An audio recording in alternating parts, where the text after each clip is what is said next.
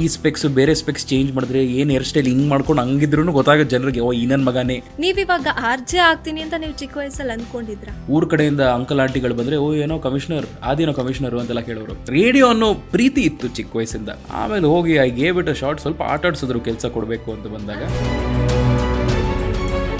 First ever set of content creators ಬಂದಿದ್ದೆ ರೇಡಿಯೋನಲ್ಲಿ. ತುಂಬಾ ಜನ ಇವತ್ತಿಗೂ ಹೇಳ್ತಾರೆ ನಾನು ಸಕ್ಕದಾಗಿ ಮಾತಾಡ್ತೀನಿ, ಪಟ್ಪಟ ಅಂತ ಮಾತಾಡ್ತೀನಿ, ನಾನು ರೇಡಿಯೋನಲ್ಲಿ ಬರಬಹುದಾ ಅಂತ. ನಾನು ಹೇಳ್ತೀನಿ ಇಲ್ಲ, ಅಷ್ಟು ಈಸಿ ಅಲ್ಲ. ಆರ್ಜೆಸ್ಗೆ ವ್ಯಾಲ್ಯೂ ಕಡಿಮೆ ಆಗಿದೆ ಅಂತ ನಿಮ್ಗೆ ಅನ್ಸುತ್ತಾ? ಬನಶಂಕರಿಲಿ ನೀವು ಇರ್ಬೇಕಾದ್ರೆ ರೇಡಿಯೋ ಪ್ರತಿದಿನ ಅಲ್ಲೇ ಇದ್ದಿದ್ದು. ನೀವು ಸ್ವಲ್ಪ ಮುಂದೆ ಹೋಗ್ಬಿಟ್ಟು ಈಗ ಸದಾಶಿವ ನಗರಲ್ಲಿ ಸೆಟ್ಲ್ ಆಗಿದ್ದೀರಾ ಅಷ್ಟೇ. ಒಂದು ಹಳೆ ಆಕ್ಟಿವ್ ಆಯ್ತು, ಬುಲೆಟ್ ಬಂದಾಗ ಗುಡುಗುಡು ಅನ್ನುತ್ತೋ, ಇದು ಗುಡುಗುಡು ಅಂತ ಪಾರ್ಟ್ ಶೇಕ್ ಆಗುತ್ತೆ. ಸೊ ಅವಾಗ ಗೊತ್ತು ಓ ಅಮಿತ್ ಬರ್ತಾ ಇದ್ದಾನೆ ಅಂತ. ಇಯರ್ಫೋನ್ ಹಾಕೊಂಡು ಎಮೋಷನಲ್ ಸಾಂಗ್ಸ್ ಕೇಳಿಸ್ಕೊಂಡು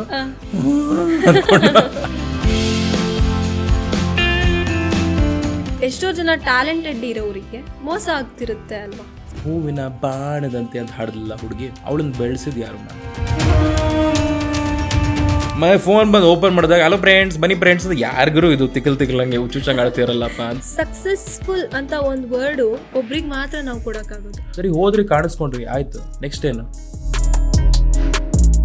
ಡೈಲಿ ಮಿಷಿನ್ಗಳ ತರ ಕೆಲಸ ಮಾಡಿ ಮಾಡಿ ಮಾಡಿ ಮಾಡಿ ಲಾಸ್ಟ್ ಅಲ್ಲಿ ವೀಕೆಂಡ್ ಅಲ್ಲಿ ಮಾತ್ರ ಹೋಗ್ಬಿಟ್ಟು ಯಾವ್ದೋ ಒಂದು ಪಬ್ಬಲ್ಲಿ ಕೂತ್ಕೊಂಡು 2 ಬಿಯರ್ ಹಾಕೊಂಡು ಲೈಫ್ ಬಗ್ಗೆ ಮಾತಾಡ್ಬಿಟ್ರೆ ಮುಗ್ದೋಯ್ತು ಅನ್ಕೊಂಡ್ಬಿಟ್ಟಿದ್ದಾರೆ. ತಿರ್ಗಾ ಮಂಡೇ ಶುರು ಆಗುತ್ತೆ. ಬಿಗ್ ಬಾಸ್ ಬಗ್ಗೆ ಏನೇನು ಟ್ರೋಲ್ ಮಾಡಿದಿರಾ ಅಂತ ಕೇಳಿದ್ರು. ಒಂದ್ಸಲ ರೇಡಿಯೋನಲ್ಲಿ ಇದು ಕ್ರಿನ್ ಶೋ ಅಂತೆಲ್ಲ ಹೇಳಿದ್ರೆ, ಕ್ರಿನ್ ಶೋ ಅಂತ ಕೇಳಿದ್ರು 2 ಸಲ. ನಾವು ಅಕಸ್ಮಾತ್ ಸೆಲೆಕ್ಟ್ ಮಾಡಿಲ್ಲ ಅಂದ್ರೆ ಬೇಜಾರಾಗುತ್ತೆ ನಿಮಗೆ ಅಂತ ಹೇಳಿದ್ರು ಚಾನಲ್. ಒಂಟಿ ಜಂಟಿ ಬಗ್ಗೆ ನಿಮಗೆ ಗೊತ್ತಿರಬೇಕು ಅಂತ ಸುದೀಪ್ ಸರ್ ಹೇಳಿದಾಗ ನಂಗೂ ಸ್ವಲ್ಪ ಡೌಟ್ ಇತ್ತು. ಬಟ್ ಆ ಶೋ ಡೈರೆಕ್ಟರ್ ಬಂದು ಪಟ್ ಅಂತ ಹೇಳ್ಬಿಟ್ಟು ಹೋಗ್ಬಿಟ್ರು. ಏಯ್ ಅಣ್ಣ, ಸೊ ಅವಾಗ ಯಾರನ್ನು ಚೂಸ್ ಮಾಡ್ತೀರಾ ಅಂತ ಕೇಳಿದಾಗ ಅವಾಗ ನಾನು ಯೋಚನೆ ಮಾಡಬೇಕು. Why people love Gilli is ಎಲ್ಲ ಜಗಳಗಳ ನಡುವೆ ಮಧ್ಯದಲ್ಲಪ್ಪ ಒಬ್ಬ ಕಾಮಿಡಿ ಕೊಡ್ತಿದಾರಲ್ಲಪ್ಪ. ಮೇ ಬಿ ಅವ್ರು ಎಲ್ರಿಗೂ ಆಚೆ ಮೀಡಿಯಾನಲ್ಲಿ ಏನಿದೆ ಅಂತ ಗೊತ್ತಾಗ್ಬಿಟ್ರೆ ಗಿಲ್ಲಿ ಜೊತೆ ಕೂತ್ಕೊಂಡ್ಬಿಡ್ತಾರೆ ಎಲ್ರು. ಬಿಗ್ ಬಾಸ್ ಎಡಿಟರ್ಸ್ ನಿಮ್ ಕಣ್ಮುಂದೆ ಇದ್ದಾರೆ. ನೀವು ಸಣ್ಣ ಆಗ್ಬೇಕಲ್ವಾ? ಅದು ಒಂದು ಉತ್ತಮ ಆಹಾರದಿಂದ ಸಣ್ಣ ಆಗ್ಬೇಕಲ್ವಾ? ಪ್ರತಿದಿನ ನಮ್ಮ ಜೀನಿ ಸ್ಲಿಮ್ ನ ಯೂಸ್ ಮಾಡಿ ಯಾವುದೇ ಸೈಡ್ ಎಫೆಕ್ಟ್ ಇಲ್ದಂಗೆ ನೀವು ಸಣ್ಣ ಆಗ್ತೀರಾ. ಹಾಯ್ ಎಲ್ರಿಗೂ ನಮಸ್ಕಾರ, ನಾನ್ ನಿಮ್ಮ ಗಾಯತ್ರಿ. ಇವತ್ತು ನಮ್ ಜೊತೆ ಇರುವಂತ ಗೆಸ್ಟ್ ಎಕ್ಸ್ಪೆಕ್ಟ್ ದಿ ಅನ್ಎಕ್ಸ್ಪೆಕ್ಟೆಡ್ ಅನ್ನೋ ಶೀರ್ಷಿಕೆಯಲ್ಲಿ ಶುರುವಾದಂತ ಬಿಗ್ ಬಾಸ್ ಸೀಸನ್ 12ಕ್ಕೆ ಅನ್ಎಕ್ಸ್ಪೆಕ್ಟೆಡ್ ಆಗಿನೇ ಜಂಟಿ ಅನ್ನುವಂಥ ಒಂದು ಕಾನ್ಸೆಪ್ಟ್ಗೆ ತಗಲಾಕೊಂಡು ಜಂಟಿಯಾಗಿ ಹೊರಗೋಗಿ 1 ವಾರ ಜಂಟಿಯಾಗೆ ಆ ಮನೆಯಲ್ಲಿ ಜೀವಿಸಿ ಜಂಟಿಯಾಗೆ ಹೊರಬಂದಂಥ ಸ್ಪರ್ಧಿ ಅಮಿತ್ ಪವರ್ ಆರ್ಜೆ ಅಮಿತ್ ನಮ್ಮೊಂದಿಗಿದ್ದಾರೆ. ನಮ್ಮೆಲ್ರಿಗೂ ಅಮಿತ್ ಆಸ್ ಅನ್ ಆರ್ಜೆ ಗೊತ್ತು, ಹಾಗೇನೆ ಬಿಗ್ ಬಾಸ್ ಕಂಟೆಸ್ಟೆಂಟ್ ಆಗಿ ಗೊತ್ತು. ಅದನ್ನ ಹೊರತುಪಡಿಸಿ ಅಮಿತ್ ಯಾರು ಅಂತ ತಿಳ್ಕೊಳ್ಳೋ ಪ್ರಯತ್ನವನ್ನ ನಾವಿವತ್ತು ಮಾಡೋಣ. ಬನ್ನಿ ಅವ್ರನ್ನ ಕಾರ್ಯಕ್ರಮಕ್ಕೆ ವೆಲ್ಕಮ್ ಮಾಡೋಣ. ಹಾಯ್, ನಮಸ್ಕಾರ ಗಾಯತ್ರಿ ಅವರೇ. ನಾನು ಯಾರು ಅಂತ ನಾನು ಇನ್ನು ತಿಳ್ಕೊಳ್ಳೋ ಪ್ರಯತ್ನ ಮಾಡ್ತಾ ಇದ್ದೀನಿ. ಅದ್ರ ನಡುವೆ ಒಂದು ಸಂದರ್ಶನ ಗೊತ್ತಿಲ್ಲದೆ ಇರೋ ನೀವು. ಓಕೆ ಆ ತರ ನಮಗ್ ಗೊತ್ತಿಲ್ಲ. ಓಕೆ, ಅಮಿತ್ ಆರ್ಜೆ ಅಂತ ಎಷ್ಟು ದಿನ ಗೊತ್ತಿತ್ತು, ಇನ್ನೂ ಎಷ್ಟೋ ಜನಕ್ಕೆ ಅದನ್ನು ಕೂಡ ಗೊತ್ತಿರ್ಲಿಲ್ಲ. ಕರೆಕ್ಟ್ ತಾನೇ? ನಿಜ ತಾನೆ? ನಿಜ. ಎಷ್ಟೋ ಜನ ಆರ್ಜೆಗಳು ಬರೀ ಕಿವಿಯಲ್ಲಿ ಮಾತ್ರ ಉಳ್ಕೊಂಡಿದ್ರು. ಯಾವಾಗ ಈ ಸೋಷಿಯಲ್ ಮೀಡಿಯಾಸ್ ಎಲ್ಲ ಬರೋಕ್ ಸ್ಟಾರ್ಟ್ ಆಯ್ತು, ಅವಾಗ ಓಕೆ ಇವ್ರು ನಾವು ಕೇಳ್ತಿದ್ವಲ್ಲ ಅದು ಇವ್ರು ಅಂತ ಗೊತ್ತಾಗೋಕ್ ಸ್ಟಾರ್ಟ್ ಆಗಿದೆ. ಆದ್ರೂ ಕೂಡ ಎಷ್ಟೋ ಏಜ್ ಗ್ರೂಪ್ಸ್ ಅವರಿಗೆ ಅಮಿತ್ ಯಾರು ಅಂತ ಇತ್ತು. ಸೊ ಬಿಗ್ ಬಾಸ್ ನಿಮ್ಗೆ ಆ ಒಂದು ಓಕೆ ಆರ್ಜೆ ಅಮಿತ್ ಅಂದ್ರೆ ಇವ್ರು ಅಂತ ಒಂದು ಐಡೆಂಟಿಟಿ ಕೊಟ್ಟಿದೆ ಅಂತ ಹೇಳ್ತೀರಾ ಅಥವಾ ಹೇಗೆ? ಹೆಸರು ಕೊಟ್ಟಿದೆ ಅಂದ್ರೆ ಐಡೆಂಟಿಟಿ ಅನ್ನೋದು ಸ್ವಲ್ಪ ಇತ್ತು. ಅಂದ್ರೆ ಅವ್ರು ಬಿಗ್ ಬಾಸ್ ಅವ್ರು ಕರಿಬೇಕು ಅಂದ್ರೆ ರೀಚ್ ಔಟ್ ಆಗ್ಬೇಕು ಸ್ವಲ್ಪ ಏನೋ ಒಂದು ಐಡೆಂಟಿಟಿ, ಅದು ಕೆಲ್ಸದ ಮೂಲಕ ಬಂದಿದ್ದ ಐಡೆಂಟಿಟಿ. ಆ ಐಡೆಂಟಿಟಿಗೆ ಇನ್ನು ಸ್ವಲ್ಪ ಒಂದು ವಿಸಿಟಿಂಗ್ ಕಾರ್ಡ್ ಮಾಡಿಕೊಟ್ಟಂಗೆ ಆಯ್ತು ಆ ಬಿಗ್ ಬಾಸ್ ಕಾರ್ಯಕ್ರಮ. ಅಂದ್ರೆ ನಾವು ಚೆನ್ನಾಗಿ ಕೆಲಸ ಮಾಡ್ತಾ ಇದೀವಿ, ಒಬ್ರು ಬಂದು ಹಿಂಗೋಸ್ಕರ ಒಂದು ವಿಸಿಟಿಂಗ್ ಕಾರ್ಡ್ ಮಾಡ್ಬಿಟ್ಟು ಎಲ್ರಿಗೂ ತಲುಪಿಸ್ತೀನಿ ಅಂತ ಹೇಳ್ತಾರಲ್ವಾ, ಆ ತಲುಪಿಸೋ ಕೆಲಸ ಬಿಗ್ ಬಾಸ್ ಅವ್ರು ಮಾಡಿದ್ರು. ಸೊ ಆ ರೀತಿ ಫೇಮ್ ಎಲ್ಲ ಸಿಕ್ಕಿದೆ, ಹೆಸರು ಅದೆಲ್ಲ ಸ್ವಲ್ಪ ಸಿಕ್ಕಿದೆ. ಜನ ನೋಡಿದ್ರೆ ಗುರ್ತು ಹಿಡಿತಾರೆ, ರೆಕಗ್ನೈಸ್ ಮಾಡ್ತಾರೆ. ಈ ಸ್ಪೆಕ್ಸ್ ಬೇರೆ ಸ್ಪೆಕ್ಸ್ ಚೇಂಜ್ ಮಾಡಿದ್ರೆ ಏನ್ ಹೇರ್ ಸ್ಟೈಲ್ ಹಿಂಗ್ ಮಾಡ್ಕೊಂಡು ಹಂಗಿದ್ರು ಗೊತ್ತಾಗುತ್ತೆ ಜನರಿಗೆ, ಓ ಈ ನನ್ ಮಗನೇ ಹಂಗೆ ಪ್ರಾಣಿ ತರನೇ ಇದ್ದ ಇವನೇ ಅಂತ ಗೊತ್ತು. They all recognise. ಸೊ ಆ ಒಂದು ರೆಕಗ್ನಿಷನ್ ಕೊಟ್ಟಿದೆ. ಬಟ್ ಐ ಥಿಂಕ್ ಈ ರೆಕಗ್ನಿಷನ್ ಇಟ್ಕೊಂಡು ಏನ್ ಮಾಡ್ಬೇಕು ಅನ್ನೋದು ನನ್ನ ತಲೆಯಲ್ಲಿ ಓಡ್ತಾ ಇರುವಂತಹ ಒಂದು ಇದು. ಓಕೆ, ಸೊ ಇವಾಗ ಎಷ್ಟೋ ಜನಕ್ಕೆ ಚಿಕ್ಕ ವಯಸ್ಸಲ್ಲಿ ಒಂದೊಂದು ಆಸೆ ಇರುತ್ತೆ, ನಾನು ಇದಾಗಬೇಕು. ನೀನು ಏನಾಗಬೇಕು ಅಂತ ಕೇಳಿದ್ರೆ ನಾನು ಡಾಕ್ಟರ್ ಆಗಬೇಕು, ಇಂಜಿನಿಯರ್ ಆಗಬೇಕು. ಅವ್ರಿಗೆ ಗೊತ್ತಿಲ್ಲ, ಆ ರೂಟ್ ಗೊತ್ತಿಲ್ಲ, ಏನಿಲ್ಲ, ಆ ಒಂದು ಆಸೆ ಇರುತ್ತೆ. ನೀವಿವಾಗ ಆರ್ಜೆ ಆಗ್ತೀನಿ ಅಂತ ನೀವು ಚಿಕ್ಕ ವಯಸ್ಸಲ್ಲಿ ಅನ್ಕೊಂಡಿದ್ರಾ? ಗಾಯತ್ರಿ ಅವರೇ, ಟು ಬಿ ವೆರಿ ಆನೆಸ್ಟ್, ನಾನು ಚಿಕ್ಕ ವಯಸ್ಸಲ್ಲಿ ಈ ಕಮಿಷನರ್ ಆಗಬೇಕು ಅಂತ ತುಂಬ ಆಸೆ. ಪೊಲೀಸ್ ಕಮಿಷನರ್ ಅಂತೆಲ್ಲ ತುಂಬ, ಅಂದರೆ ಎಷ್ಟೋ ವರ್ಷಗಳು ಕಮಿಷನರ್ ಆಗ್ತೀನಿ, ಪೊಲೀಸ್ ಆಗ್ತೀನಿ ಅಂತ ಹೇಳಿ ಎಲ್ಲರೂ ಟು ಅ ಲೆವೆಲ್ ವೇರ್ ಈಗಲೂ ಯಾರಾದರೂ ಊರ ಕಡೆಯಿಂದ ಅಂಕಲ್ ಆಂಟಿಗಳು ಬಂದರೆ, ಓ ಏನೋ ಕಮಿಷನರ್ ಆದೇನೋ ಕಮಿಷನರು ಅಂತೆಲ್ಲ ಕೇಳೋರು. ಇಲ್ಲ, ಅವ್ರನ್ನ ಇಂಟರ್ವ್ಯೂ ಮಾಡೋ ಕೆಲಸ, ಆರ್ ಜೆ ಆಗಿದ್ದೀನಿ ನಾನು, ರೇಡಿಯೋ ಜಾಕಿಯಾಗಿ ಕೆಲಸ ಮಾಡ್ತಾ ಇದ್ದೀನಿ ಅಂತ. ರೇಡಿಯೋ ಅನ್ನೋ ಪ್ರೀತಿ ಇತ್ತು ಚಿಕ್ಕ ವಯಸ್ಸಿಂದ. ಅಂದರೆ ಅಮ್ಮ ಇಂಟ್ರೊಡ್ಯೂಸ್ ಮಾಡಿದ್ದು ರೇಡಿಯೋನ ಫಸ್ಟ್ ಟೈಮ್. ಹೇಳಿದ್ದೀರಾ ಇದು ಅಲ್ಲ? ಹೌದು, ರೇಡಿಯೋ ಸೆಟ್ ಮನೇಲಿ ಇರ್ತಾ ಇತ್ತು. ಅಮ್ಮ ಇಂಟ್ರೊಡ್ಯೂಸ್ ಮಾಡಿಕೊಟ್ರು. ಹಳೆ ಹಾಡುಗಳೆಲ್ಲ ಹಾಕೋದು, ಎಲ್ಲ ಚಾನೆಲ್ಗಳು ಕೇಳಿಸ್ತಿದ್ರು, ಎಲ್ಲ ಭಾಷೆಗಳು ಕೇಳಿಸ್ಕೊಂಡು. ಅಂದ್ರೆ ಅಮ್ಮಂಗೆ ಆ ಒಂದು ಲೈಕ್ ಅವಾಗಿಂದನೂ ಆಸಕ್ತಿ ಇತ್ತು ತುಂಬಾ. ಲೈಕ್ ಎದ್ದ ತಕ್ಷಣ ಎಷ್ಟೋ ಜನ ಅಮ್ಮಂದ್ರು ರೇಡಿಯೋ ಆನ್ ಮಾಡ್ತಾ ಇದ್ರು. ಹೌದು, ಅದೇ ಗಂಡನ್ ವಾಯ್ಸ್, ಅದೇ ಮಕ್ಕಳು ವಾಯ್ಸ್, ಅತ್ತೆ ವಾಯ್ಸ್ ಕೇಳಿಸ್ಕೊಳ್ಳೋ ಬದಲು ರೇಡಿಯೋನಲ್ಲಿ ಒಂದು ಹೊಸ RJ ವಾಯ್ಸ್ ಕೇಳಿಸ್ಕೋಬಹುದು ಅಂತ ಅವ್ರ ತಲೆಯಲ್ಲಿ. ಸೊ ಅಮ್ಮ ಪ್ರತಿದಿನ ರೇಡಿಯೋ ಆನ್ ಮಾಡೋರು, ಹಾಡುಗಳೆಲ್ಲ ಕೇಳಿಸ್ಕೊಳ್ಳೋರು. ಅದು ರೇಡಿಯೋ ನಾರ್ಮಲಿ ಕೆಲವೊಂದು ಜಾಗಗಳಲ್ಲಿ ಕಿಚನ್ ಅಲ್ಲಿ ಮಾತ್ರ ಇರುತ್ತೆ, ಅಡುಗೆ ಮಾಡ್ತಾ ಇರ್ಬೇಕಾದ್ರೆ. ನಮ್ಮ ಮನೇಲಿ ಎಲ್ಲಾ ಕಡೆ ಇರ್ತಾ ಇತ್ತು, ಕಿಚನ್ ಅಲ್ಲಿ ಇರ್ತಾ ಇತ್ತು. ಸೊ ಅಮ್ಮ ಎಲ್ಲಿ ಹೋಗ್ತಾರೋ ಆ ಸೆಟ್ ಎತ್ಕೊಂಡ್ ಬರೋದು, ಆ radio. She would literally carry the radio. So kitchen ಆದ್ಮೇಲೆ ನೆಕ್ಸ್ಟ್ ರೂಮಲ್ಲಿ ಏನೋ ಕೆಲಸ ಇದೆ, ರೂಮಲ್ಲಿ ರೇಡಿಯೋ ಇಡೋದು. ರೂಮಲ್ಲಿ ನಾನು ಮಲಗಿರ್ತಿದ್ದೆ, ಅಲ್ಲಿಂದ ಶುರುವಾಗೋದು, ನಾನು ಎದ್ದೋಳೋದ್ರಿಂದ ಶುರುವಾಗೋದು ರೇಡಿಯೋ ಕಾರ್ಯಕ್ರಮಗಳೆಲ್ಲ ಶುರುವಾಗೋದು. ಆ್ಯಂಡ್ ರೇಡಿಯೋ ಕೇಳಿ ಆ ಹುಚ್ಚು RJಗಳು ಏನು ಗುರು ಇಷ್ಟು ಸಾಕದಾಗಿ ಮಾತಾಡ್ತಾರೆ ಅಂತ. ಆ್ಯಂಡ್ ಚಿಕ್ಕ ವಯಸ್ಸಿಂದಾನೇ ಕಾಲರ್ ನಾನು. ಯಾರಾದರೂ ರೇಡಿಯೋ ಏನಾದರೂ ಸೆಗ್ಮೆಂಟ್ ಮಾಡಿದ್ರೆ ಚಿಕ್ಕ ವಯಸ್ಸಿಂದ ಫೋನ್ ಮಾಡೋದು, ಸರ್ ಇದು ಆನ್ಸರು ಅದು ಆನ್ಸರು ಅಂತ 2-3 ನಂಬರಿಂದ ಫೋನ್ ಮಾಡ್ಬಿಡೋದು, ಕಾಲ್ ಪಿಕ್ ಮಾಡ್ಬೇಕು ಅವರು ಅಂತ.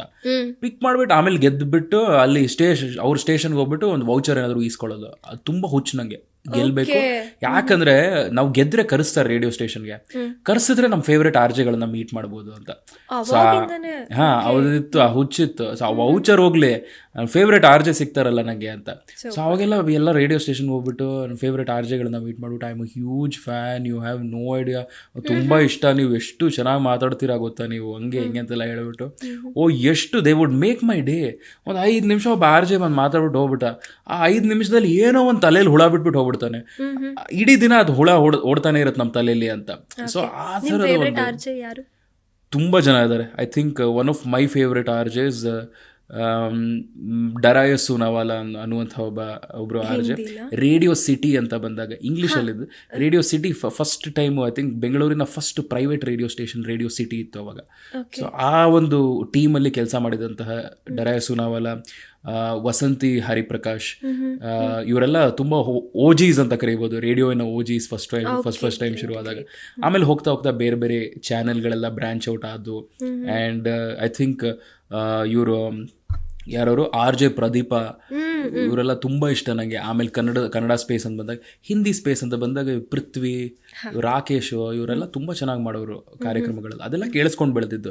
ಅದೇ ಬೆಂಗಳೂರು ಯಾವ ಥರ ಅಂದರೆ, ಒಂದು ಕಡೆ ಇಂಗ್ಲೀಷ್ ಸ್ಟೇಷನ್ ಕೇಳಿಸ್ಕೋಬೋದು, ಹಿಂದಿ ಸ್ಟೇಷನ್ ಕೇಳಿಸ್ಕೋಬೋದು, ಕನ್ನಡ ಸ್ಟೇಷನ್ ಕೇಳಿಸ್ಕೋಬೋದು. ಸೊ ಎಲ್ಲ ಥರದ ಕಾಂಟೆಂಟ್ ಕೇಳಿ ಅಭ್ಯಾಸ ಆಗಿಬಿಡಿದೆ ಚಿಕ್ಕ ವಯಸ್ಸಿಂದ. ಸೊ ಇದು ಒಂದು ಹೆವಿ ಇನ್ಸ್ಪಿರೇಷನ್ ನನಗೆ from a very Young age, that radio ಇಲ್ಲದೆ ನಾನು ಇರೋಕ್ಕಾಗಲ್ಲ. ಐ ಆಲ್ವೇಸ್ ಲವ್ ರೇಡಿಯೋವನ್ನು ಹುಚ್ಚಿರುತ್ತೆ ಅಂತ. ಆ್ಯಂಡ್ ಲಿಟಲ್ ಡಿಡ್ ಏನೋ ಕಾಲೇಜು ಇದೆಲ್ಲ ಆದಮೇಲೆ ಆವಾಗಲೇ ನಾಟಕಗಳು, ಆ್ಯಂಕರಿಂಗು ಇದೆಲ್ಲ ಮಾಡ್ತಾ ಇದ್ದೆ, ಸ್ಟ್ಯಾಂಡಪ್ ಎಲ್ಲ ಮಾಡ್ತಾ ಇದ್ದೆ. ಆಮೇಲೆ ಜನ when they said radio try ಮಾಡು ಅಂದಾಗ ಲೈಟಾಗಿ ಭಯ ಇತ್ತು ನನಗೆ. ಎಲ್ಲಿ ಅವರೆಲ್ಲ ಸೂಪರಾಗಿ ಮಾತಾಡ್ತಾರೆ, ನಾನು ಎಲ್ಲ ಅಷ್ಟು ಚೆನ್ನಾಗಿ ಮಾತಾಡೋಕ್ಕಾಗುತ್ತೆ, ಪಟ್ ಅಂತ ಮಾತಾಡ್ಬಿಡ್ತಾರೆ ಅವರು. So how will I manage that? And ಅಷ್ಟು ಭಾಷೆ ಬರುತ್ತಾ ನನಗೆ? ಇದೆಲ್ಲ ಯೋಚನೆಗಳು ನನಗೆ.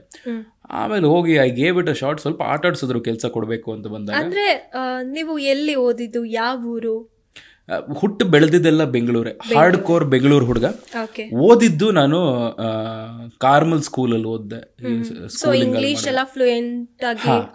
ಇಂಗ್ಲಿಷ್ ಕಂಪ್ಲೀಟ್ ಓದಿದ್ದು ICSE ಸ್ಕೂಲ್, ಒಂದು ಹೈಸ್ಕೂಲ್ ವರೆಗೂ ICSE ನಲ್ಲೇ ಓದಿದ್ದು. ಸೊ ಅದಾದ್ಮೇಲೆ ನಾನು ದಯಾನಂದ್ ಸಾಗರಲ್ಲಿ BCom ಮಾಡಿದ್ದು ನಾನು. ಸೊ ಆ ಕಾಲೇಜ್ ಸಖತ್ ಒಳ್ಳೆ ಎಕ್ಸ್ಪೋಜರ್ ಕೊಡ್ತು ನನಗೆ. ಫೆಸ್ಟ್ ಎಲ್ಲ ತುಂಬ ಗ್ರ್ಯಾಂಡಾಗಿ ನಡೆಯೋದು. ಅಂದರೆ ನಮ್ಮ ಕಾಲೇಜಿಗೆ ಬರೋರು ಫೆಸ್ಟ್ಗಳಿಗೆ ಬೇರೆ ಕಾಲೇಜಿಂದ ಹುಡುಗಿರೆಲ್ಲ ನೋಡೋಕೆ ಸಿಗ್ತಾರೆ ಅಂತ, ಮೇನ್ಲಿ ಫ್ಯಾಷನ್ ಶೋ ಇದೆಲ್ಲ. ನಾನಲ್ಲಿ ಆ್ಯಂಕರಿಂಗು, ಸ್ವಲ್ಪ ತಲೆ ಹರಟೆ ಮಾಡೋದು ಅದೆಲ್ಲ ತುಂಬ ಮಾಡ್ತಾ ಇದ್ದೆ ಆ ಆಡಿಟೋರಿಯಂ ಸ್ಟೇಜಲ್ಲಿ. ಅಲ್ಲಿಂದ ಸ್ವಲ್ಪ ಕಲ್ತು ಶುರು ಮಾಡಿದ್ದು. ಆ್ಯಂಕರಿಂಗ್ ಅಂದರೆ ಹಿಂಗೆ ಮಾಡ್ಬೋದು, ನಿರೂಪಣೆ ಅಂದರೆ ಎಲ್ಲಿಂದ ಎಲ್ಲಿ ಶುರು ಮಾಡ್ಬೋದು, ಇದೆಲ್ಲ ಕಂಪ್ಲೀಟಾಗಿ ಅಲ್ಲೇ ಎಕ್ಸ್ಪೆರಿಮೆಂಟ್ ಮಾಡ್ತಾ ಇದ್ದೆ ನಾನು ಕಾಲೇಜ್ ಕ್ರೌಡ್ ಮೇಲೆ. ಆಮೇಲೆ ಅದು ಪ್ರೊಫೆಷ್ನಲ್ ಆಗಿ ಕನ್ವರ್ಟ್ ಆಯಿತು, ಅಲ್ಲಿ ಇಲ್ಲಿ ಸ್ವಲ್ಪ ದುಡ್ಡು ಬರೋಕ್ಕೆ ಶುರು ಆಯಿತು. ಆ್ಯಂಡ್ ಇವೆನ್ಚುಲಿ ಇವತ್ತು ರೇಡಿಯೋ ಅದು ಇದು ಅಂತೆಲ್ಲ ಬಂದಾಗ ಎಲ್ಲೊಂದು ಕಡೆ ಅಲ್ಲಿ ಫಸ್ಟ್ ಟ್ರೈ ಮಾಡೋದಕ್ಕೆ. ಅದಕ್ಕೆ ತುಂಬ ಜನರಿಗೆ ನಾನು ಹೇಳ್ತಾ ಇರ್ತೀನಿ ಕಾಲೇಜ್ ಇವೆಂಟ್ಸಿಗೆ ಹೋದಾಗ, ದಯವಿಟ್ಟು ಈಗಲೇ ಶುರು ಮಾಡಿ, ನಿಮ್ಗೆ ಯಾರು ಇಂಟ್ರೆಸ್ಟ್ ಇದ್ದರೆ ಸುಮ್ಮನೆ ಟ್ರೈ ಮಾಡಿ.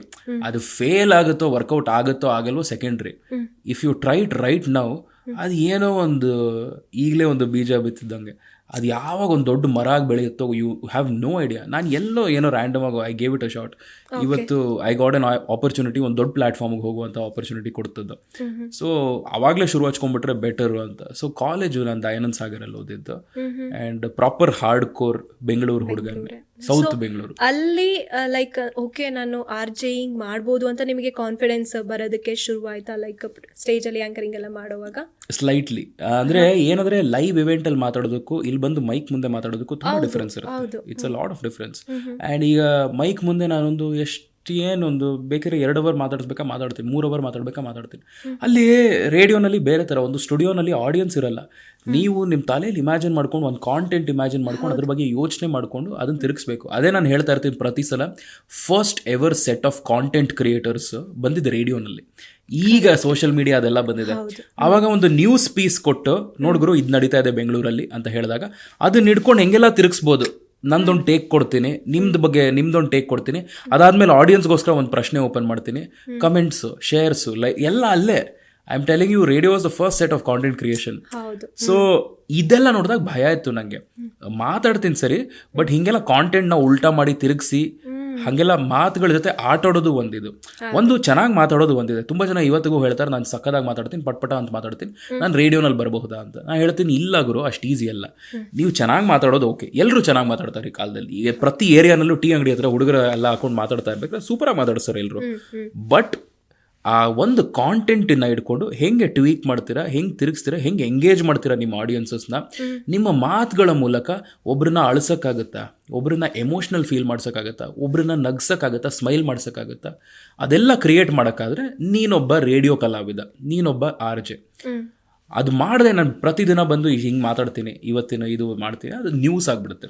You are just delivering news. Radio ಅನ್ನೋದು ಇನ್ನೂ ಸ್ವಲ್ಪ ಪರ್ಸ್ನಲ್, ಬಿಕಾಸ್ ಎಷ್ಟೋ ಜನ ಮನೇಲಿ ಕೇಳಿಸ್ಕೊತಾ ಇರ್ತಾರೆ, ಫ್ಯಾಕ್ಟ್ರಿಲಿ ಕೆಲಸ ಮಾಡ್ತಾ ಕೇಳಿಸ್ಕೊತಾ ಇರ್ತಾರೆ, ಬಸ್ಸಲ್ಲಿ ಹೋಗ್ತಾ ಕೇಳಿಸ್ಕೊತಾ ಇರ್ತಾರೆ. ಕೆಲವು ಜನರು ಮನೇಲಿ TV ಇರಲ್ಲ ಮ್ಯಾಮ್, ಕೆಲವು ಜನರ ಹತ್ರ ಸ್ಮಾರ್ಟ್ ಫೋನ್ಸ್ ಇರಲ್ಲ. ಸೊ ಹಳೆ ಫೋನ್ಗೆ ಅದೊಂದು ಕನೆಕ್ಷನ್ ಹಾಕೊಂಡು ರೇಡಿಯೋಲ್ಲಿ ಕೇಳಿಸ್ಕೊತಾ ಇರ್ತಾರೆ. ಸೊ ಅವ್ರು ಇಡೀ ದಿನದಲ್ಲಿ ಒಂದು ಸಣ್ಣ ಹೋಪ್, ಓಕೆ ಎಂಟರ್ಟೈನ್ಮೆಂಟ್ ಸೋರ್ಸ್ ಇಲ್ಲಿದೆ, ಹಾಡು ನಂಗೆ ಇಲ್ಲಿ ಬರ್ತಾ ಇದೆ ಅಂತ. ಇವತ್ತಿಗೂ ಹಳ್ಳಿಗಳಲ್ಲಿ ರೇಡಿಯೋ ಕೇಳಿಸ್ಕೊತಾ ಇದ್ದಾರೆ. ಸೊ ಇವಾಗ ಏನಾದ್ರೂ RJsಗೆ ವ್ಯಾಲ್ಯೂ ಕಡಿಮೆ ಆಗಿದೆ ಅಂತ ನಿಮ್ಗೆ ಅನ್ಸುತ್ತಾ? ಕಡಿಮೆ ಆಗಿದೆ ಅಂತ ಖಂಡಿತ ಅನ್ಸಲ್ಲ. ಓಕೆ, ಅವ್ರು ಇರೋ ಜಾಗದಲ್ಲೇ ಅವ್ರಿರೋದು. ಜನ ಬೇರೆ ಬೇರೆ ಕಡೆ ಮೂವ್ ಆನ್ ಆಗ್ಬಿಡಿದಾರೆ ಅಷ್ಟೇ. ಇವ್ರುಗಳ ವ್ಯಾಲ್ಯೂ ಏನು ಕಮ್ಮಿ ಆಗಿಲ್ಲ. ಇವತ್ತಿಗೂ ರೆಗ್ಯುಲರ್ ಆಗಿ ರೇಡಿಯೋ ಕೇಳಿಸ್ಕೊಳ್ಳೋರಿಗೆ ಅದೇ ಹುಚ್ಚಿದೆ, ರೇಡಿಯೋ ಹುಚ್ಚಿದೆ. ಅಂದರೆ ನನಗೂ ನೀವು ಹೇಳಿದ ಪ್ರಶ್ನೆ ನನಗೂ ಇತ್ತು for one point of time. ನಾನು ಶುರು ಮಾಡಿದಾಗ ನಾನು ಈ ಜೆನ್ಸಿ ಕಾಲದವನು. ಸೊ ನನ್ನ ತಲೆಯಲ್ಲೂ ಈ ಥರದ ಯೋಚನೆಗಳು, ಬಿಕಾಸ್ ನನ್ನ ಫ್ರೆಂಡ್ಸ್ ಕೇಳಿಸ್ಕೊಳ್ಳಲ್ಲ ರೇಡಿಯೋನ. ಸೊ ಇದೆಯಾ ಇಲ್ವಾ ಅಂತ, ಆ ವ್ಯಾಲ್ಯೂ ಇದೆಯಾ ಅಲ್ವಾ ಅಂತ. ಬಟ್ ನಾವು ಹೋಗುವಂಥ ಇವೆಂಟ್ಗಳಲ್ಲಿ ಅಥವಾ ಎಲ್ಲಾದರೂ ಆಚೆ ಸಿಕ್ಕಿದಾಗ, ಜನ ಗುರ್ತು ಹಿಡಿದಾಗ, the way they speak to us and ಯಾವ ರೀತಿ ಮಾತಾಡೋರು ಅದನ್ನು ನೋಡಿದಾಗ ಐ ರಿಯಲೈಸ್ ಓಕೆ, ಕೆಲವು ಜನರಿಗೆ ಅದೇ ಹುಚ್ಚಿತ್ತು. ನನ್ನ ಚಿಕ್ಕ ವಯಸ್ಸಲ್ಲಿ ಎಷ್ಟು ಹುಚ್ಚಿತ್ತು ಒಬ್ಬ RJ ನೋಡಬೇಕಾದ್ರೆ, ಅದೇ ಹುಚ್ಚು ಇವತ್ತು ಒಬ್ಬ RJ ನೋಡಬೇಕಾದ್ರೆ ಇದೆ. ಸೊ ಆ ಥರದ ಪ್ರೀತಿ ಇದೆ. ಮೇ ಬಿ ಕೆಲವು ಜನ ಮೂವ್ ಆನ್ ಆಗಿದ್ದಾರೆ ಅಷ್ಟೇ. ಸೊ ಇದ್ದಿದ್ದ ಜಾಗದಲ್ಲೇ ಅದಿದೆ. ಐ ಡೋಂಟ್ ನೋ, ರೇಡಿಯೋ ಪ್ರತಿದಿನ ಅಲ್ಲೇ ಇದ್ದಿದ್ದು. ಬನಶಂಕರಿಲಿ ನೀವು ಇರಬೇಕಾದ್ರೆ ರೇಡಿಯೋ ಪ್ರತಿದಿನ ಅಲ್ಲೇ ಇದ್ದಿದ್ದು. ನೀವು ಸ್ವಲ್ಪ ಮುಂದೆ ಹೋಗ್ಬಿಟ್ಟು ಈಗ ಸದಾಶಿವ ನಗರಲ್ಲಿ ಸೆಟ್ಲ್ ಆಗಿದ್ದೀರಾ ಅಷ್ಟೇ. ಅದು ಇರೋ ಜಾಗದಲ್ಲೇ ಚೆನ್ನಾಗಿದೆ. ಬನಶಂಕರಿಲಿ ಇರೋರು ಇನ್ನೂ ಕೇಳಿಸ್ಕೊಂತ ಇದ್ದಾರೆ ರೇಡಿಯೋನ. ನಾವು ಸ್ವಲ್ಪ ದೂರ ಆಗಿದ್ದೀವಿ ಅಷ್ಟೇ. So nothing has changed in the value of our radio ಅಷ್ಟೇ. ಓಕೆ, ಸೊ ನೀವು ಹೇಗೆ ಲೈಕ್ ಎಂಟರ್ ಆದ್ರಿ? ಸೊ ನೀವು ಹೇಳಕ್ ಹೋದ್ರಿ ತುಂಬಾ ಕಾಟ ಕೊಟ್ರು ಜಾಯಿನ್ ಮಾಡ್ಕೊಳ್ಳೋವಾಗ ಅಂತ, ಆ ಜರ್ನಿ ಹೇಳೋದಾದ್ರೆ? ಮ್ಯಾಮ್, ಸೊ ನಾನು ಈ ಹುಚ್ಚೆಲ್ಲ ಇತ್ತು, ನಾಟಕಗಳು, ನಿರೂಪಣೆ, ಲೈವ್ ಇವೆಂಟ್ಸು, ಈ ಇವೆಂಟ್ಸ್ ಆ್ಯಂಕರಿಂಗ್ ಮಾಡೋದ್ರಿಂದ ಒಂದು ಕಾಲೇಜ್ ಡೇಸಲ್ಲಿ ಪಾಕೆಟ್ ಮನಿ ಸಿಗ್ತಾ ಇತ್ತು ನನಗೆ. ಅಂದರೆ ಅಲ್ಲಿ ಇಲ್ಲಿ ದುಡ್ಡು ಬರ್ತಾ ಇತ್ತು, ಬರ್ಡೇ ಪಾರ್ಟಿ ಅದು ಇದು ಏನು ಸಿಕ್ಕಿದ್ರು ಆ್ಯಂಕರಿಂಗ್ ಮಾಡ್ತಾ ಇದ್ದೆ ನಾನು ಬಂದ್ಬಿಟ್ಟು.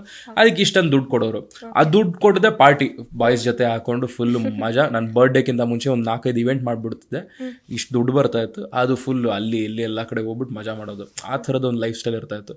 ಆಮೇಲೆ ಇದನ್ನ ಪ್ರೊಫೆಷನ್ ಆಗಿ ತೊಗೋಬೇಕು ಅಂತ ಇದು ನನ್ನ ಕೋರ್ಸ್ BCom ಮಾಡಿದ್ದು. ಅದು ಮುಗ್ದಾದ ಮೇಲೆ ಓಕೆ ನೆಕ್ಸ್ಟ್ ಏನು ಮಾಡೋದು ಸೀರಿಯಸ್ ಆಗಿ ಏನು ಮಾಡೋದು ಅಂತ ಹೇಳಿದಾಗ ತುಂಬ ಜನ ಸಜೆಸ್ಟ್ ಮಾಡಿದ್ದು ರೇಡಿಯೋ ಅಂತ. ನೀವು ಹೇಳಿದ ಹಾಗೆ ನಂಗೆ ನಿಮಗೆ ಹೇಳಿದ ಹಾಗೆ ನನಗೂ ಭಯ ಇತ್ತು, ನನಗೆ ಹೆಂಗೆ ಗುರು ನಾನು ಮಾತಾಡೋಕ್ಕಾಗುತ್ತೆ ಅಷ್ಟೆಲ್ಲ ಅಂತ.